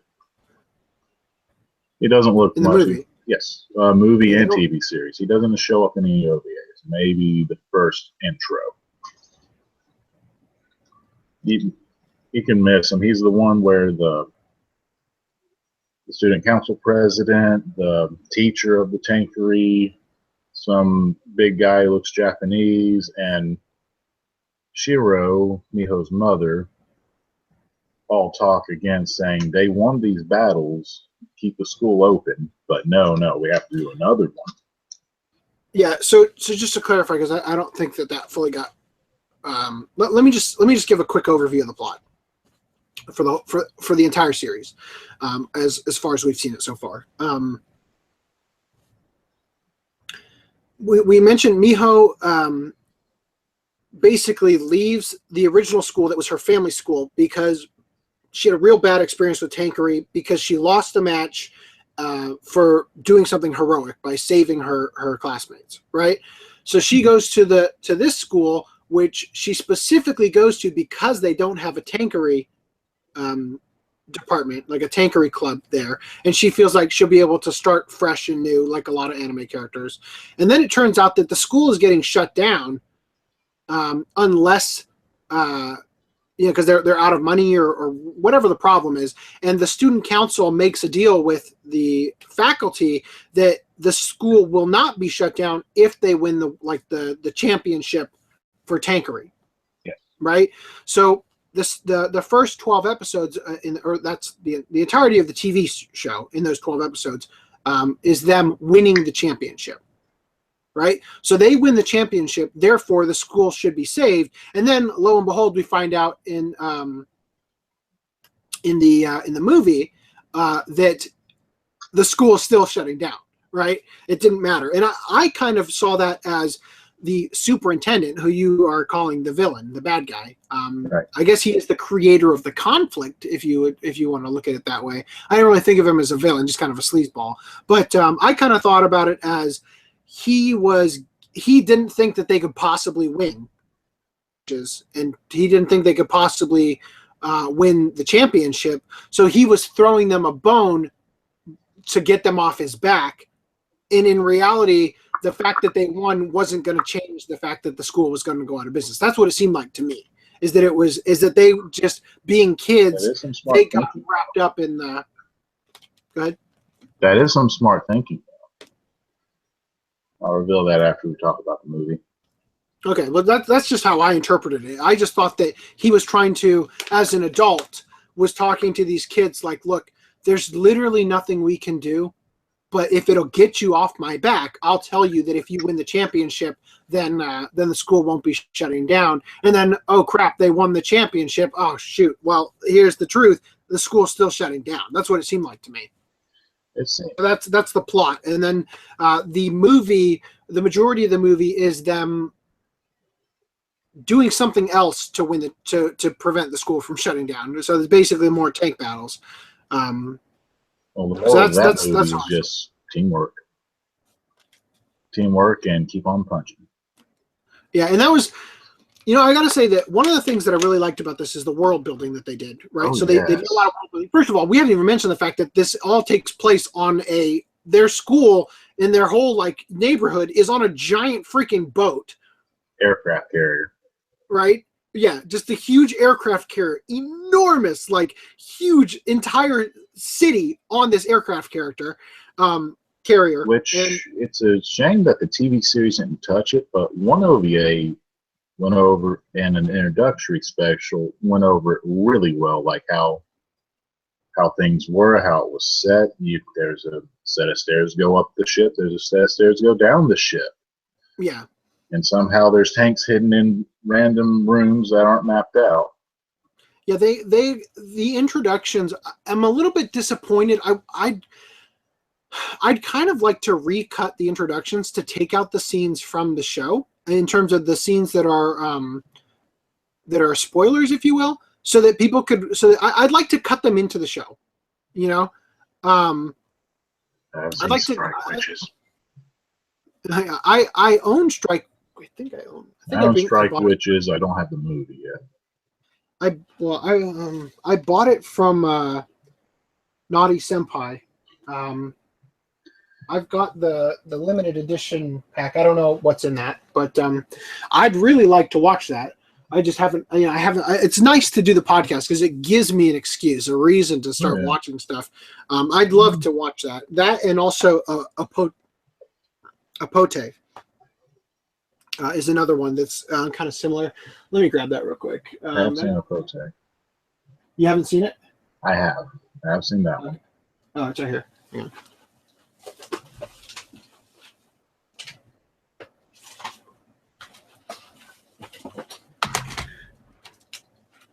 To be perfectly honest, sorry, I should probably plug my headphones in so I don't interrupt you if you're talking. But to be perfectly honest, I hate the cover for this DVD. Like, they really are sleazing it up when I don't, from what I know of the show. God, come on, camera. Go, turn. From what I know of the show, it's, I feel like they're really overselling the fan service. I don't know. I haven't seen it. I've enjoyed, I call it Strike Witches. I think it's Strike Girls. I could butcher that name horribly. I've seen like an episode or two, and I am interested. Comments talking about the sequel of Strike Witches. Or spinoff. Anyway, back to the movie. Let me grab Strike Witches.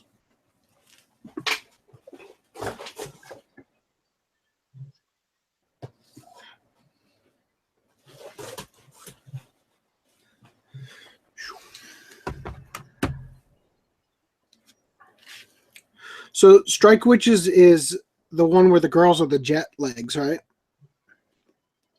Yes, the war on pants where a lot of veterans happily come. Yeah, where they're not wearing pants for the majority of it, right? So this is the set that I have. It has Strike Witches and Strike Witches 2 in it. What I did was I got the original box set because I liked how it looked, and I cheaped out and got the save edition of the second one. I have a book too. It's just skinnier. Yeah, I know. Well, same title, skinny stuff. I like Lima being YL. That's all right. I was just giving you a hard time. Anyway, so we're like totally getting off topic though. Do we have anything else to say about Girls in Panzer? You talked about the world building. Character has to overcome a trial of like, ooh, my parent disowned me because I didn't do flower arrangement. My mother and sister, even though my sister's cheeky and kind to me, are being harsh because I disappointed them, even though they want to root me on. Hey, and he's in the hospital. Sorry, I'm just addressing a new commenter who popped in just now. So yeah, to your point, they each character had something they had to work through with their family, and they did so through tankery, basically. Except for one, I think she just kept gossiping about boys the whole time. Yeah, no, they never really did anything with her. Some of the characters felt a little redundant. The sleepy girl and the one with the grandmother, and then the one that did the flower arrangement. Sleepy girl and the grandmother were the same person. Right. Right, I was just clarifying. So the sleepy girl with the grandmother, and then the one who did the flower arrangement almost seemed like the same character in terms of they looked very, very similar, but they were very different in who they were, you know? And the girl with the flower arrangement, she kind of disappears. Like, she's outshined by all the other characters, I felt like. Did you agree? I agree, but going back to the whole, what do you call it? Someone's playing loud music. Last OVA with the talent competition, where they have them for the main act or the final talent be that they're dressed up in Sentai uniforms. That could have been the format that the person used, kind of give a quick layout, then try to draw more of the world building, the sport of it, tactics, and, well, charm. Well, let me put it this way. We have the show, the first 6 OVAs, the movie, and the Anzio OVA. There's actually a lot more to it that we don't have yet. So maybe there's a bunch of specials with Yukari just going over stuff. By the way, something we should address that was super amazing. How great was it every time she snuck on board the enemy ship and did like a little vlog where she went through and just, you know, like figured out what tanks they had in their master plan. Like she did all this reconnaissance. That was freaking hilarious. But to get back to what I was saying about world building, something I wanted to bring up, what you were talking about, the movie being about teamwork, they did a really good job showing us all the characters, having each team have a dynamic difference from each other team. In terms of the Italian team, they had one really good tank and a bunch of little go-kart tanks. Those go-kart tanks were like one hit and they're gone, you know? And that was a really fun dynamic. Like I said, the creator of the show seemed to really enjoy themselves while creating it because they got to express themselves. Another show that does this really, really well is Zippon, which is the story where a Japanese... I'm going to call it a battle cruiser. That's not what it is. Guided Missile Destroyer, I think is what it's called. I got called out in the comments of my review for Zippon. But in Zippon, this ship gets sent back in time. This modern Japanese guided missile destroyer, I think is what they called it, gets sent back in time to World War II. And they have to decide if they're going to actually aid in the war effort on the side of the Japanese and potentially win the war. And it's like the concept is, are they capable of doing that? You know, does one ship with modern technology actually make that big of a difference? And they did such an incredible job in that show explaining in a very interesting and not at all boring way why that ship is such a big deal by it existing there. Because just trying to avoid conflict is causing conflict. And it's just an incredible way that they did it. And you can tell that the person who created that show really was passionate and knew a lot about submarines and tanks and battle cruisers and stuff. So it's very interesting to see people in their element be able to create something like this. So to get back to the movie and how each person got their own play, it was really fun to watch these dynamically different groups play to their strengths at one point and be able to do things like, for instance, there's a group that's basically they're just going in and ruining everybody else's plan because they just dive right into the battle and mess everything up. And they had a specific plan for them where they literally just coated their tanks with like a balloon, you know, like they disguised them so that when the enemy tanks came by, all of a sudden they would just start shooting at them, the balloons would pop and they'd be like, we're here, you know, like kind of. That was great. Yeah, so they did it. It's really fun to watch. It's like, this is a show that could have been done really poorly, but it wasn't, you know, because they had so much passion behind it. They were so creative in how they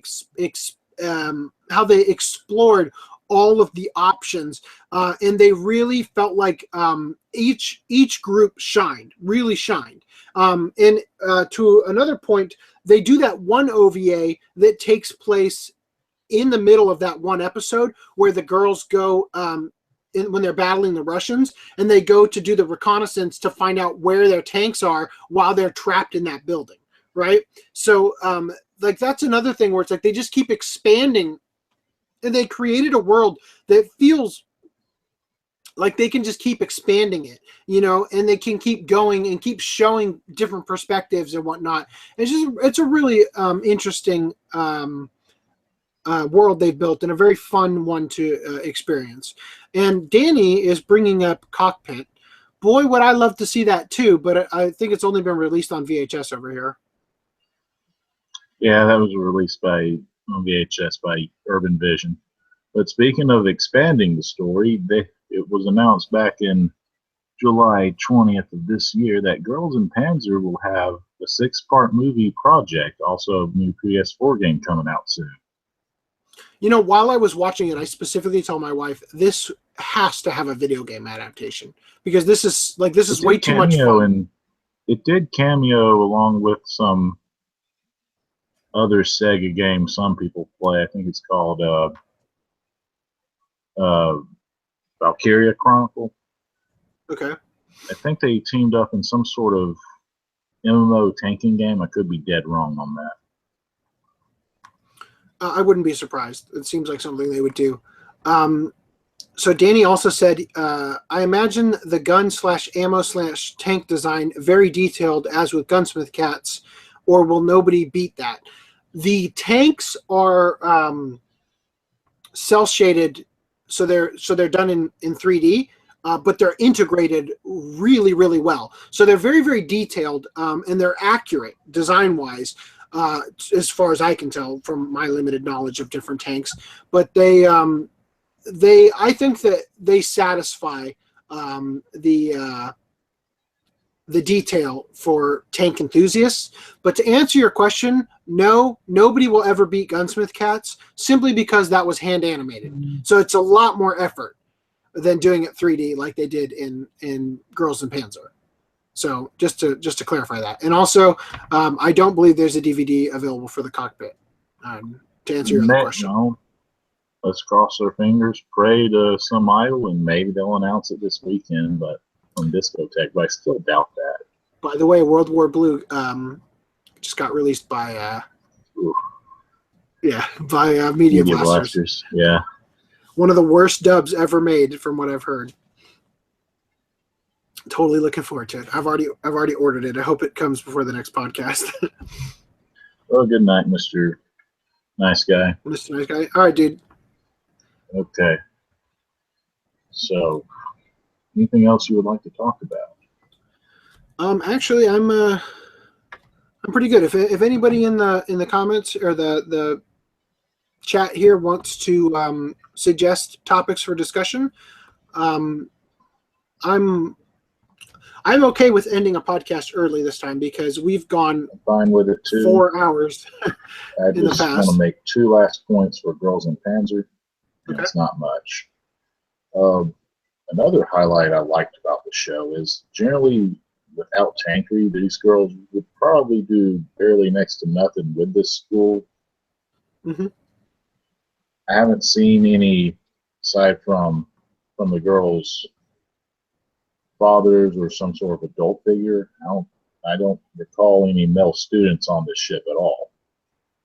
So it probably would have transformed from tankery to, hey, we're on a ship, this is our school life. That was point 1. Point 2, this kind of has like a fun way of showing the idea of enlisting like mandatory enlisting right after high school. Conscription service? In a sense. Yeah. What are your thoughts on that, out of curiosity? It's not a bad thing, but where would the creativity go? In real life? Yeah. I mean, you have to go through school, then all of a sudden we have to go do this service that takes 2 more years of our life, in theory. Yeah. You can never escape this brink of process. Where would I'll say that as somebody who went to an art school, there were a lot of students there who got their funding through going to the military. So they essentially did, they weren't doing conscription service, but they went to the military out of high school to fund going to college, right? And they went to an art school. So I'm not. So you said, where would the creativity go? No. You're thinking that joining the military would inhibit people's creative sense, which I don't think is wrong. I think you might actually be onto something. I don't think it's wrong either. I just keep running into too many people that have PTSD. I mean, what I mean is that I think you're right. I think you're right that joining the military right out of high school would affect the creativity of a lot of people, because military is very structured, and it's the whole left brain, right brain dynamic, and the different types of people there are in the world. That there's a reason that the military is filled with a lot of more, let's say, right-leaning people versus left-leaning people, because left-leaning people tend to be more creative and right-leaning is more structured and whatnot. So so throwing off that balance could, throwing people into that could diminish that creative sense, as you were saying. But for my theory on, I would just say, I'm against any form of mandated government action on citizens, but I do think that it would be a healthy thing for a society to have it, because it would be it sort of, what the military does is it kind of picks up any slack parents had, in parenting, in sort of drilling into people and changing their kind of adjusting how, let's say, bad habits that kids get from their parents not being there enough, or not being strict enough, or disciplining them enough. That all goes away after a year in the military, because they actually take care of it. And to answer Danny's question, he says suggestion for future discussions, Monogatari and Fate. I have only seen the original Fate, and I've only seen Kizumonogatari, so I'd love to get on that and talk about those and get through them, but they're kind of expensive. So I've been waiting on it. I can talk about Fate. I won't be able to talk about Monogatari because it's too expensive. Okay, you're back. Yeah, I can talk about Fate. I'll save for what I have to say that. What I have to say for later. Well, he said this is a suggestion for future discussions. This wasn't related to a discussion for this particular podcast. But I'm saying, because he's talking about the timelines, because we just went into all this detail on and how it all kind of interacts and connects together. Yeah, I think that's a great idea. Assuming that Augie and I could get our hands on Monogatari or all of Fate, it would be great to explore that as well. Monogatari, I hate how they're distributing it. Oh yeah, it's I priced out how much it's going to cost me to get everything I don't have. It's going to be like close to $700. So yeah, I'm honestly, what I should be doing is, when I buy something from Right Stuff, I should get the least expensive thing that they have and just add it to my cart until I end up getting all of it. But I also tried to do that with Urusei Yatsura. Only bought the first 3 DVDs, and then it went out of print, and I had to buy all of it at once when that happened. So okay, I don't have to a answer Danny's question, because I know too many people who like it but can't afford it. Yeah, start with, I hate and I regret saying this, but start with broadcast order, because it gives more detail as it goes. Season 1, regarding better. Fate, or regarding Monogatari. Monogatari. Okay, let me just address this. If you go to my video, my first impressions on Kizumonogatari, look in the chat or in the comments. I actually addressed this, where I listed things out chronologically and in broadcast. So you can get that answered right there if you want to know where to start, because I've answered this question numerous times over there. There's been so many people who've made panels about that timeline. Yeah. The popular opinion that I keep hearing is read the light novels. I will raise you up one and say get the audiobooks, because they're fantastic. The Kizumonogatari audiobook actually has voice actors, like professional voice actors in it. It's got sound effects and it's got music. So it really immerses you. It's as if you're watching anime playing in, like if you're listening to anime playing in the next room while you're working on a project. It's really immersive, and I liked it a lot more than the anime. So I'm just going to say definitely check out the audiobook from Audible, or it's on Audible. It's from, is it Kodansha? Vertical Inc. Right. Vertical Inc. is a subsidiary, I think, of Kodansha. So yeah, totally awesome. Totally awesome. Now regarding Fate, do you also want to know where to start there? Because I would just do broadcast order for that. That's what I'm planning to do, at least. What I tried to do is start with 0 and then continue forward. Because what's going on with the Stay series, they're animating the 3 different ends. They're 3 different endings or story routes that you can do. Right, because it's a visual novel or whatever. But for what you said, AC, whichever does not have those words flashing on the screen, because yes, you can just absorb the atmosphere and move on, but it explains the crazy man's thoughts. Hey, look at the chat real quick, Augie. Yep. Do you know this one? How do they write it? Fate. It's Fate/Stay, right? Do you know this one?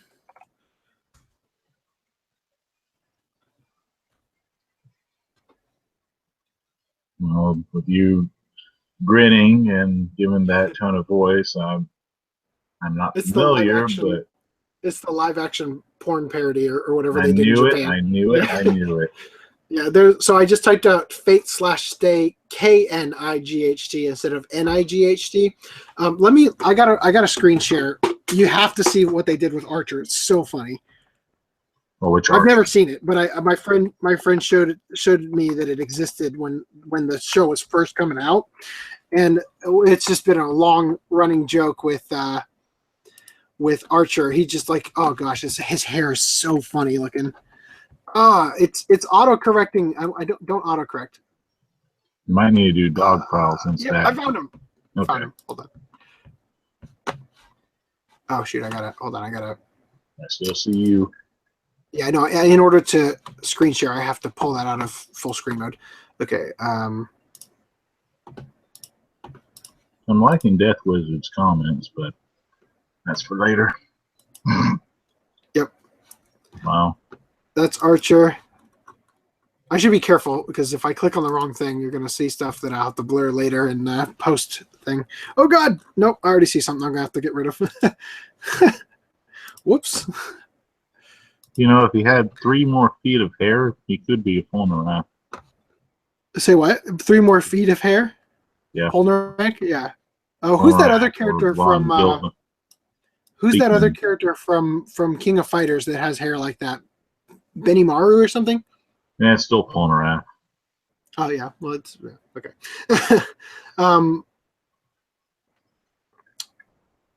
Yeah, so so you're saying you were liking Death Wizard's comments? Oh yeah. Lucky Star could work. Is that the comment? Yeah, that's the choice I was going to do since episode 2 you only saw 3 episodes. That'd be great, but I think we sort of have to do Detroit Metal City this week. Oh yeah, I'm totally fine with that. It's like it's just barely. You know, I'm really considering getting the AirPods so that I can stop doing this with the whole like.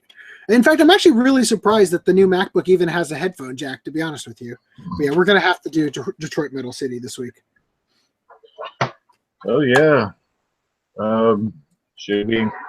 I do not have it, but should we include live action or keep it anime so it's easier to stream or try? Hold on. There's a live action Detroit Metal City? Yeah, that's what it first was, I think. Is it on DVD? Yeah. Because I was wondering when they would release the anime for a long time. How did I not know about this? I've always wanted to see. Do you remember Kiss Meets the Phantom of the Park? I've heard about it. There is no DVD, VHS. I can't find any. I've been looking for it for years. I'm dying to see it. Sounds like you have to enter the world of DVR or VHS. I'm totally okay with getting a burned fake whatever of it. Just somebody like, because I think it only aired on TV once, and I think people had to have recorded it and released it. Oh, you're right, it's right here in live action. Well, I'm gonna buy it and also watch it. Just saying. Okay. Well, if I can that find one it. is, according to Wikipedia, it's 105 minutes. Currently unavailable. eBay. Huh.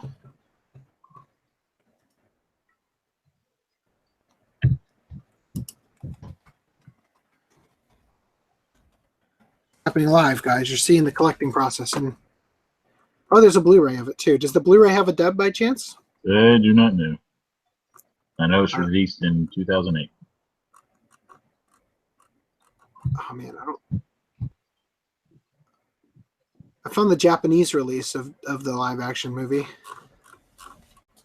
Detroit Metal City movie. I'll just type in movie, see if that gives me what I'm looking for. Yeah, that's the Japanese version.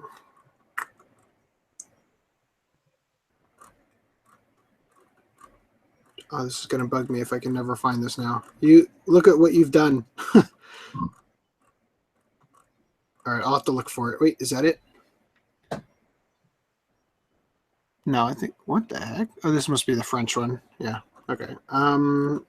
Just gonna get through the first page, and I'll have to look later. I don't see it. So, all right. Well, I'll have to hunt that one down because I'd love to have that. I love having live action anime in my collection.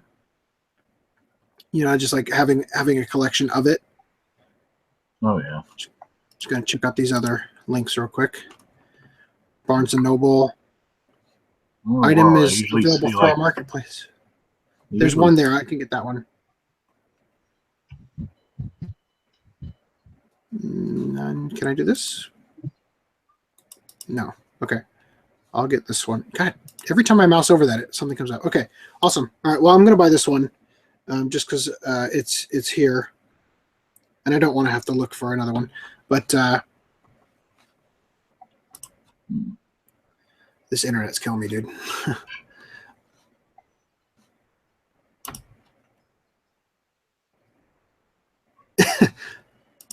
Okay, that's Barnes and Noble. Get on fixing your website. Oh yeah, I think I didn't tell you while you were on the camera, but Second and Charles is opening on the 12th. This month. Yeah, you said that earlier on. Yes, finally. I don't know what Second and Charles is, so but I'm happy for you. Yeah, because it sounds like you're really excited. Oh yeah. Well, remember, I bought fake for $6 instead of the $80 that they wanted online. Typically. Well, so, anything else? Check out his guest. Apparently, I don't have an account. Yeah. Anybody else got a topic for discussion? Live action. Okay. Is live action anime any good? That is a good question. First of all, no, I haven't watched ReZero yet because I don't think it's been released on DVD over here. I enjoyed it. I wonder how that guy's going to commission another season for ReZero. Yeah, since if this is the one I'm thinking of, they ended season one telling what in Amelia. This is all I've gained from all the memes out there. That's all I know about the show. Yeah. So I, without spoiling it for me, explain your thoughts on what. Well, you were trying to say like you don't think how he was going to commission a new season or something. Yeah, this I forgot who, this big wig who, I'm not sure if it's Steam or what other company. he liked ReZero, and he's trying to commission a new season of it since season 1 had the ending message saying that season 2 continues through the books. Oh, okay. That we don't have. Did they really say that? That seems like that's such a shitty thing when they do that. Yeah, but like, it's supposed to. This is supposed to commercialize something. I know. It's just annoying every time they do that. Oh yeah. Now, I want to get back to Danny's comment, or the I think Danny's answering the comment of "Are they good?" I'm just putting in my numbers here. Can I? Oh, that's a gift card number. Okay, I'm going to do this later. It's in my card. We're about to wrap things up. I'm not going to waste your time with this. So to answer the question of is live action anime any good? It's very hit or miss. The two most recent I've seen, which are the live action Ghost in the Shell, which is an American made one, and the live action Tokyo Ghoul, I didn't care for. I didn't think they were that good. But every one I had seen prior to that, including Dragon Ball Evolution, I was able to enjoy. Although, clearly Dragon Ball Evolution, I'm not enjoying it because it was a good movie. I'm enjoying it because of who I saw it with and the fact that it was so bad it was fun, you know? But I've enjoyed every other one I've watched. So, live action GTO, live action Cutie Honey, live action Cromartie High School, which in my opinion is the best live action anime. You cannot top it. Don't even try. It's the funniest movie I've ever seen in my life. It's better than the series. That is how good it is. It's better than the Cromartie High School series. So what else is there? There's live action Nana. I haven't watched that one yet. There's a bunch more. There's the live action Lupin, Strange Psychokinetic Connection. So I've enjoyed every one I've watched up until the two most recent I've seen, which were, again, Ghost in the Shell and Tokyo Ghoul. One of the best American adaptations, I'll say, is Edge of Tomorrow. And the reason why it's so good is that they're not trying to get everything word for word like it was in the Japanese light novel, All You Need Is Kill.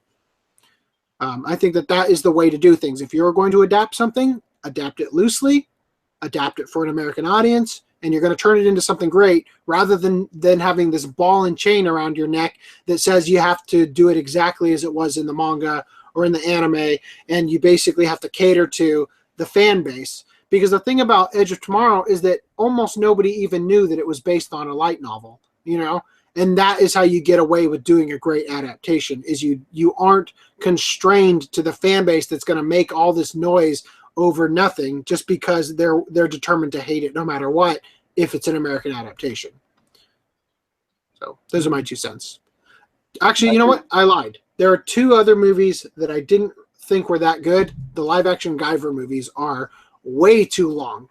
I'll just say that. They're just too long. It feels like they should end halfway through, and then it's like, oh, it's still going, and you're looking at your watch like, oh my god, I can't believe this is still going. How is this not over yet? You know, that's my only other one I didn't really care for. Anyway, my 2 cents. It's like picking blueberries. You're gonna find good ones. You're gonna find squished ones, and you're gonna find a scorpion out of nowhere.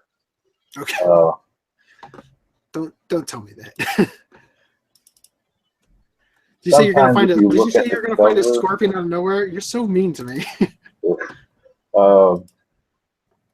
You can kind of tell, like if you watch 1 or 2 of them, you can kind of tell if one's going to be good or if one's going to be bad. Yeah. Two I would tell people to avoid would be the live action Kashern and G Savior, which have probably angered some people. Yeah. To clarify, Swedish live action. They're not that good, those 2, but they're still enjoyable. But they're just not. They're a disappointment. But they're still. You can still watch them and enjoy something with them. Like Kashern, action packed, fun to watch. Not Kashern at all. But fun to watch. You know. So anyway, back to your point.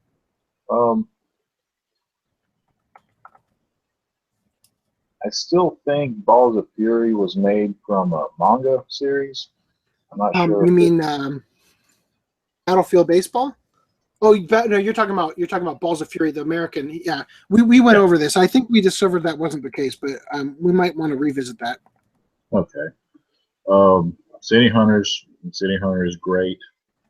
The Jackie Chan one. It's funny. Yeah, I just watched a top 5 live action anime adaptations video on YouTube, followed by I think it was Watch Mojo's top 5 worst, and it's like the list was almost identical. Like the top 5 list in different orders had like almost every anime, and the City Hunter one was in there. Well, at least it was acknowledged. Where, I don't know. I'm looking forward to the Chinese adaptation for it, either this year or next year. Other ones to recommend. Another one that I'm interested is in Ore Monogatari, the movie, or My Love Story. That's the story between a giant hulking man and a tiny chippery squirrel of a girl. Have you seen? So inappropriate. Have you seen the images where they add the black bar across the back of her head? Yes, I have. Just seeing the squirrel eat a banana just makes me laugh enough. I would usually avoid any live actions made in America. Once I agreed, I still say it's a coin toss. Well, I'll just say, like, for instance, Edge of Tomorrow, great. I know a lot of people don't like this one. Speed Racer, fantastic. I loved that one. Such a great adaptation of what it felt like watching Speed Racer as a kid, for a lot of people. Really captures the spirit, the family nature of it, and is super colorful, and just like your heart is racing in that final fight, the final race. Just so much fun to watch. So I think that anime has gotten it. I think that America has gotten it right more times than you might think. The Crying Freeman movie, which, by the way, so far as I know, does not have a DVD release over here. Really good. And to get more into video games, the first Silent Hill movie is pretty enjoyable. So we're just reiterating the point. It's hit or miss. So I wouldn't discount any one of them. You know what it is that it depends on what you're adapting is what matters. Wouldn't you say? Yeah. Then you have like weird cases like Twilight of the Cockroaches, which is VHS only, and the Giant Gorg, which has live action bits thrown into the beginning and some scenes, and Karate Master is guilty of that too, like showing the demonstrations. Does Karate have animation in it? Karate Master? Yeah. Karate Master is an animated story, right? But to show like the real karate skills. Oh, you're talking about the show. I thought you were talking about the live action movies that predate the show. No, those would be live action movies that predate the show. Yeah. One series I wish that would come over here is The Wild 7. Okay. Initial D. Yeah, the Initial D live action movie is really fun. That's a Chinese live action. The soundtrack in that movie is one of the best soundtracks you'll ever hear. They did a great job. Live action Ping Pong, another good one. Not Ping Pong Club, which I don't know if I'd want to see a live action of that. I would. It'll be like, oh, come on! You know that they would do it the same way as Big Trouble in Little China. I hope. I hope that they would do it fun and not gross.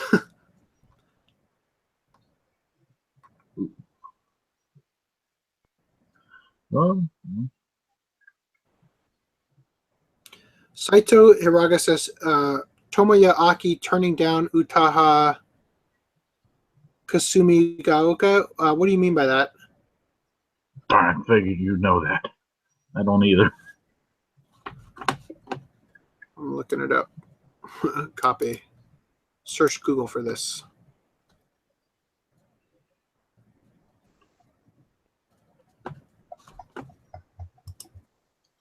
So this weekend at Otakon, what do you think Discotheque would announce? I have no idea. I'm hoping it's more Lupin. Maybe it'll be the Goemon Ishikawa movie.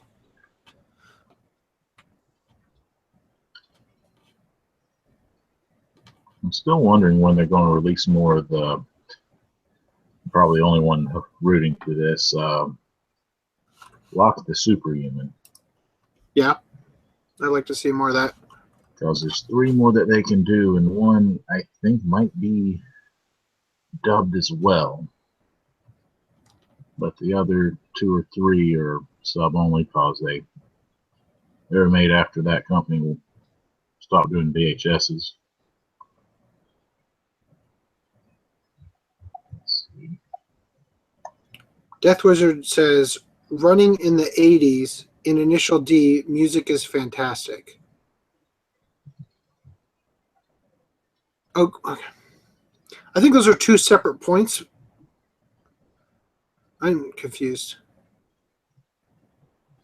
I haven't seen Initial D, so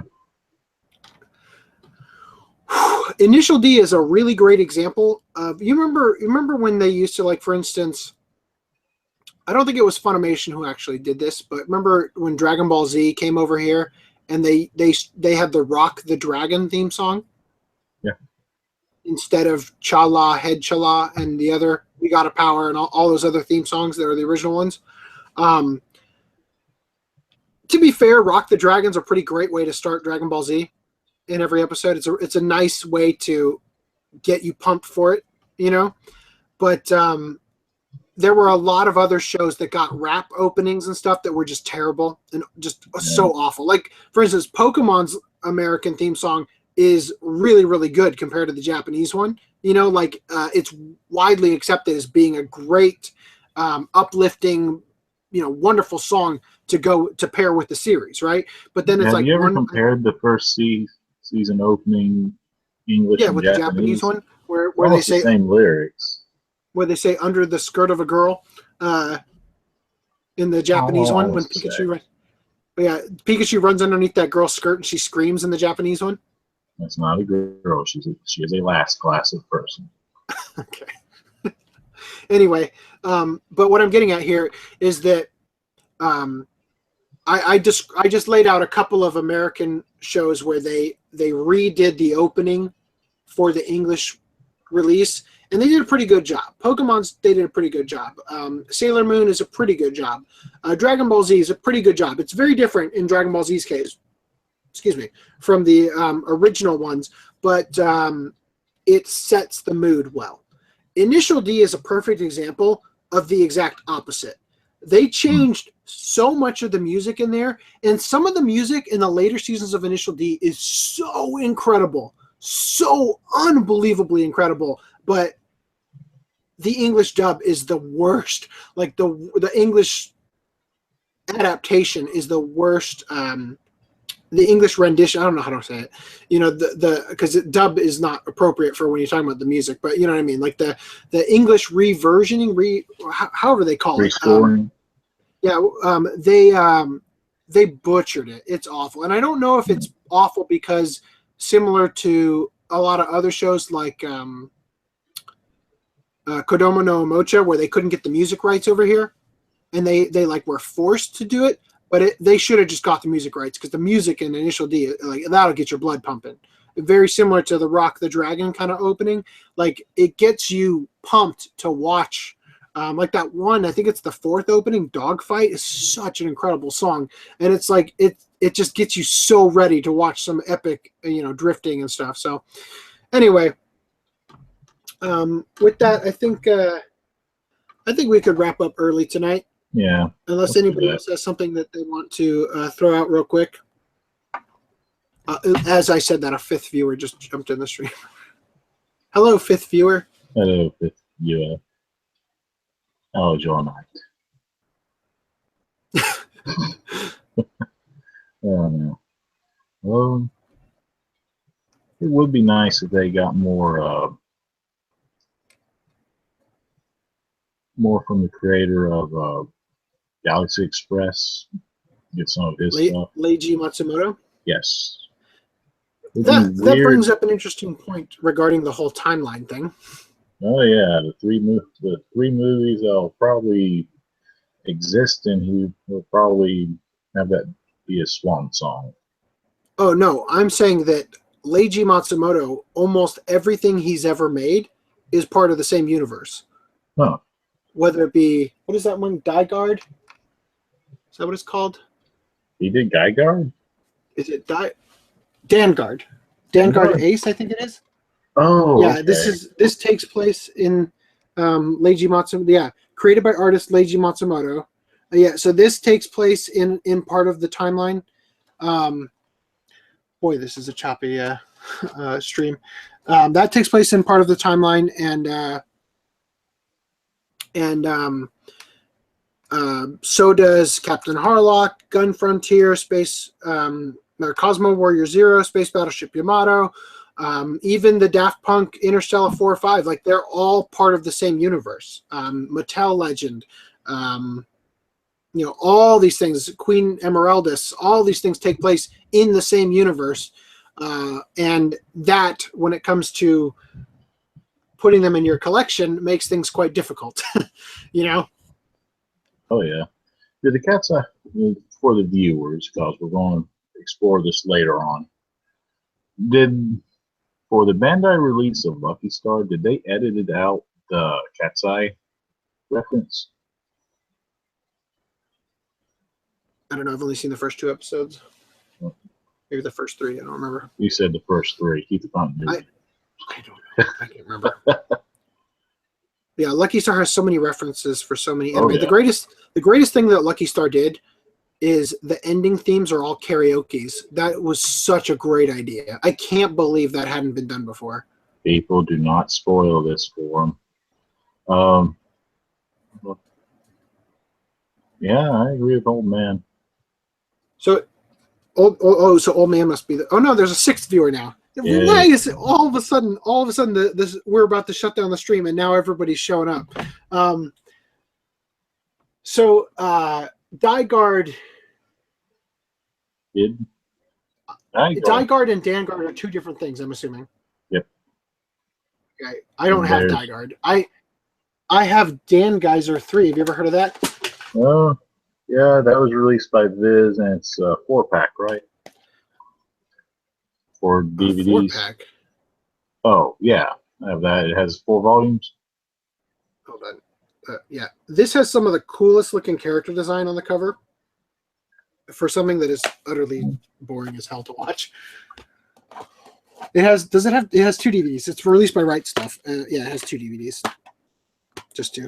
And then there was something if we ever, I'm just going to throw this out there. If we ever do another week where we just kind of throw out, like, we're going to watch a lot of stuff this week, I'd kind of like to watch Hades Project Zeoraimer again. I do have that. Have you ever seen it? Nope.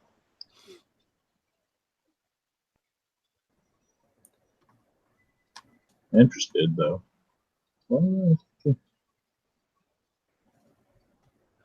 Anyway, let's just wrap things up.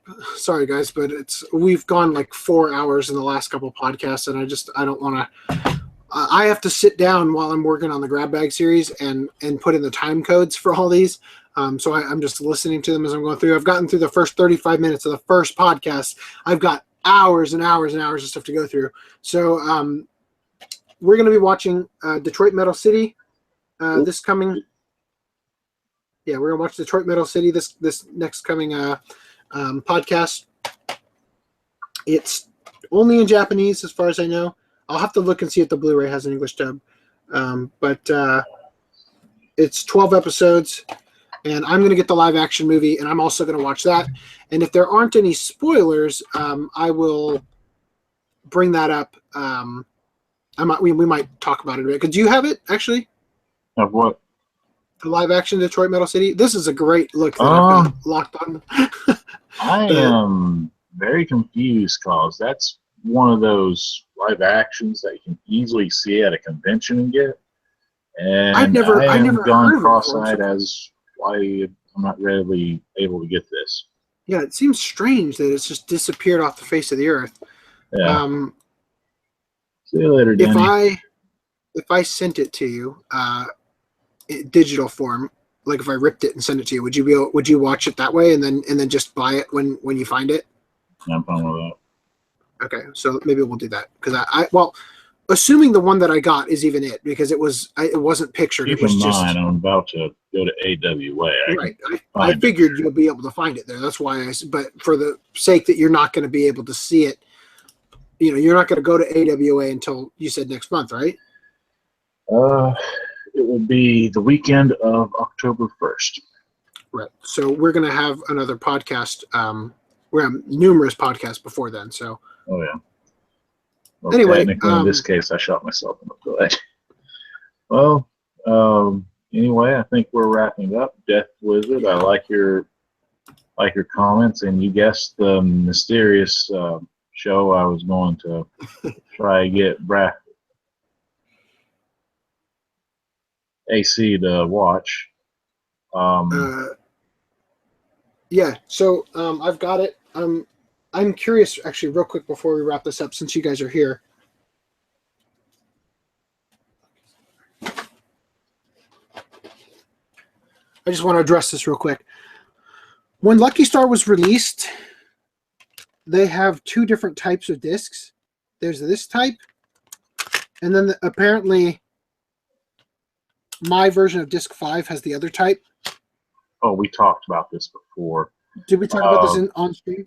Not on screen, but through Facebook. What happened was Bandai Entertainment was trying to get rid of their excess discs of Lucky Star, so they were using all that they had, and printed out more to fill the complete sets. Yeah, I figured because they were towards the end of their lifespan. They were just getting through. They were using up every resource they had because they were about to stop. They were about to stop distributing in North America altogether.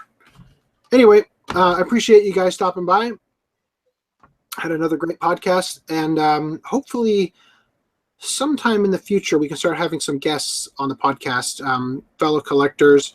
If there's anybody, I'm curious if there's anybody that, because I actually don't watch a lot of other collectors on YouTube. It's as a content creator, I spend so much time working on my own stuff. I don't really have time to explore the other stuff. But I'm wondering if you guys have anybody that you'd like to see on the podcast with us talk about different topics. Definitely send me a suggestion as a comment, not in the chat right now because it's not going to get saved, but as a comment like on this video or just a message on YouTube or on Facebook or on Twitter or whatever. Go ahead and do that. And also, I just want to say, I keep forgetting to bring this up. If you guys want to help this channel grow and to help it get to the point where I can actually get through putting out all of the bootleg series and stuff, definitely share this content with your friends. Not just the podcast, but any of the stuff that on the channel that you found valuable and people that you think would benefit from it, just send it their way because channels, when they're small like mine, the only way we grow is by word of mouth and by people sharing our stuff until we end up getting algorithmically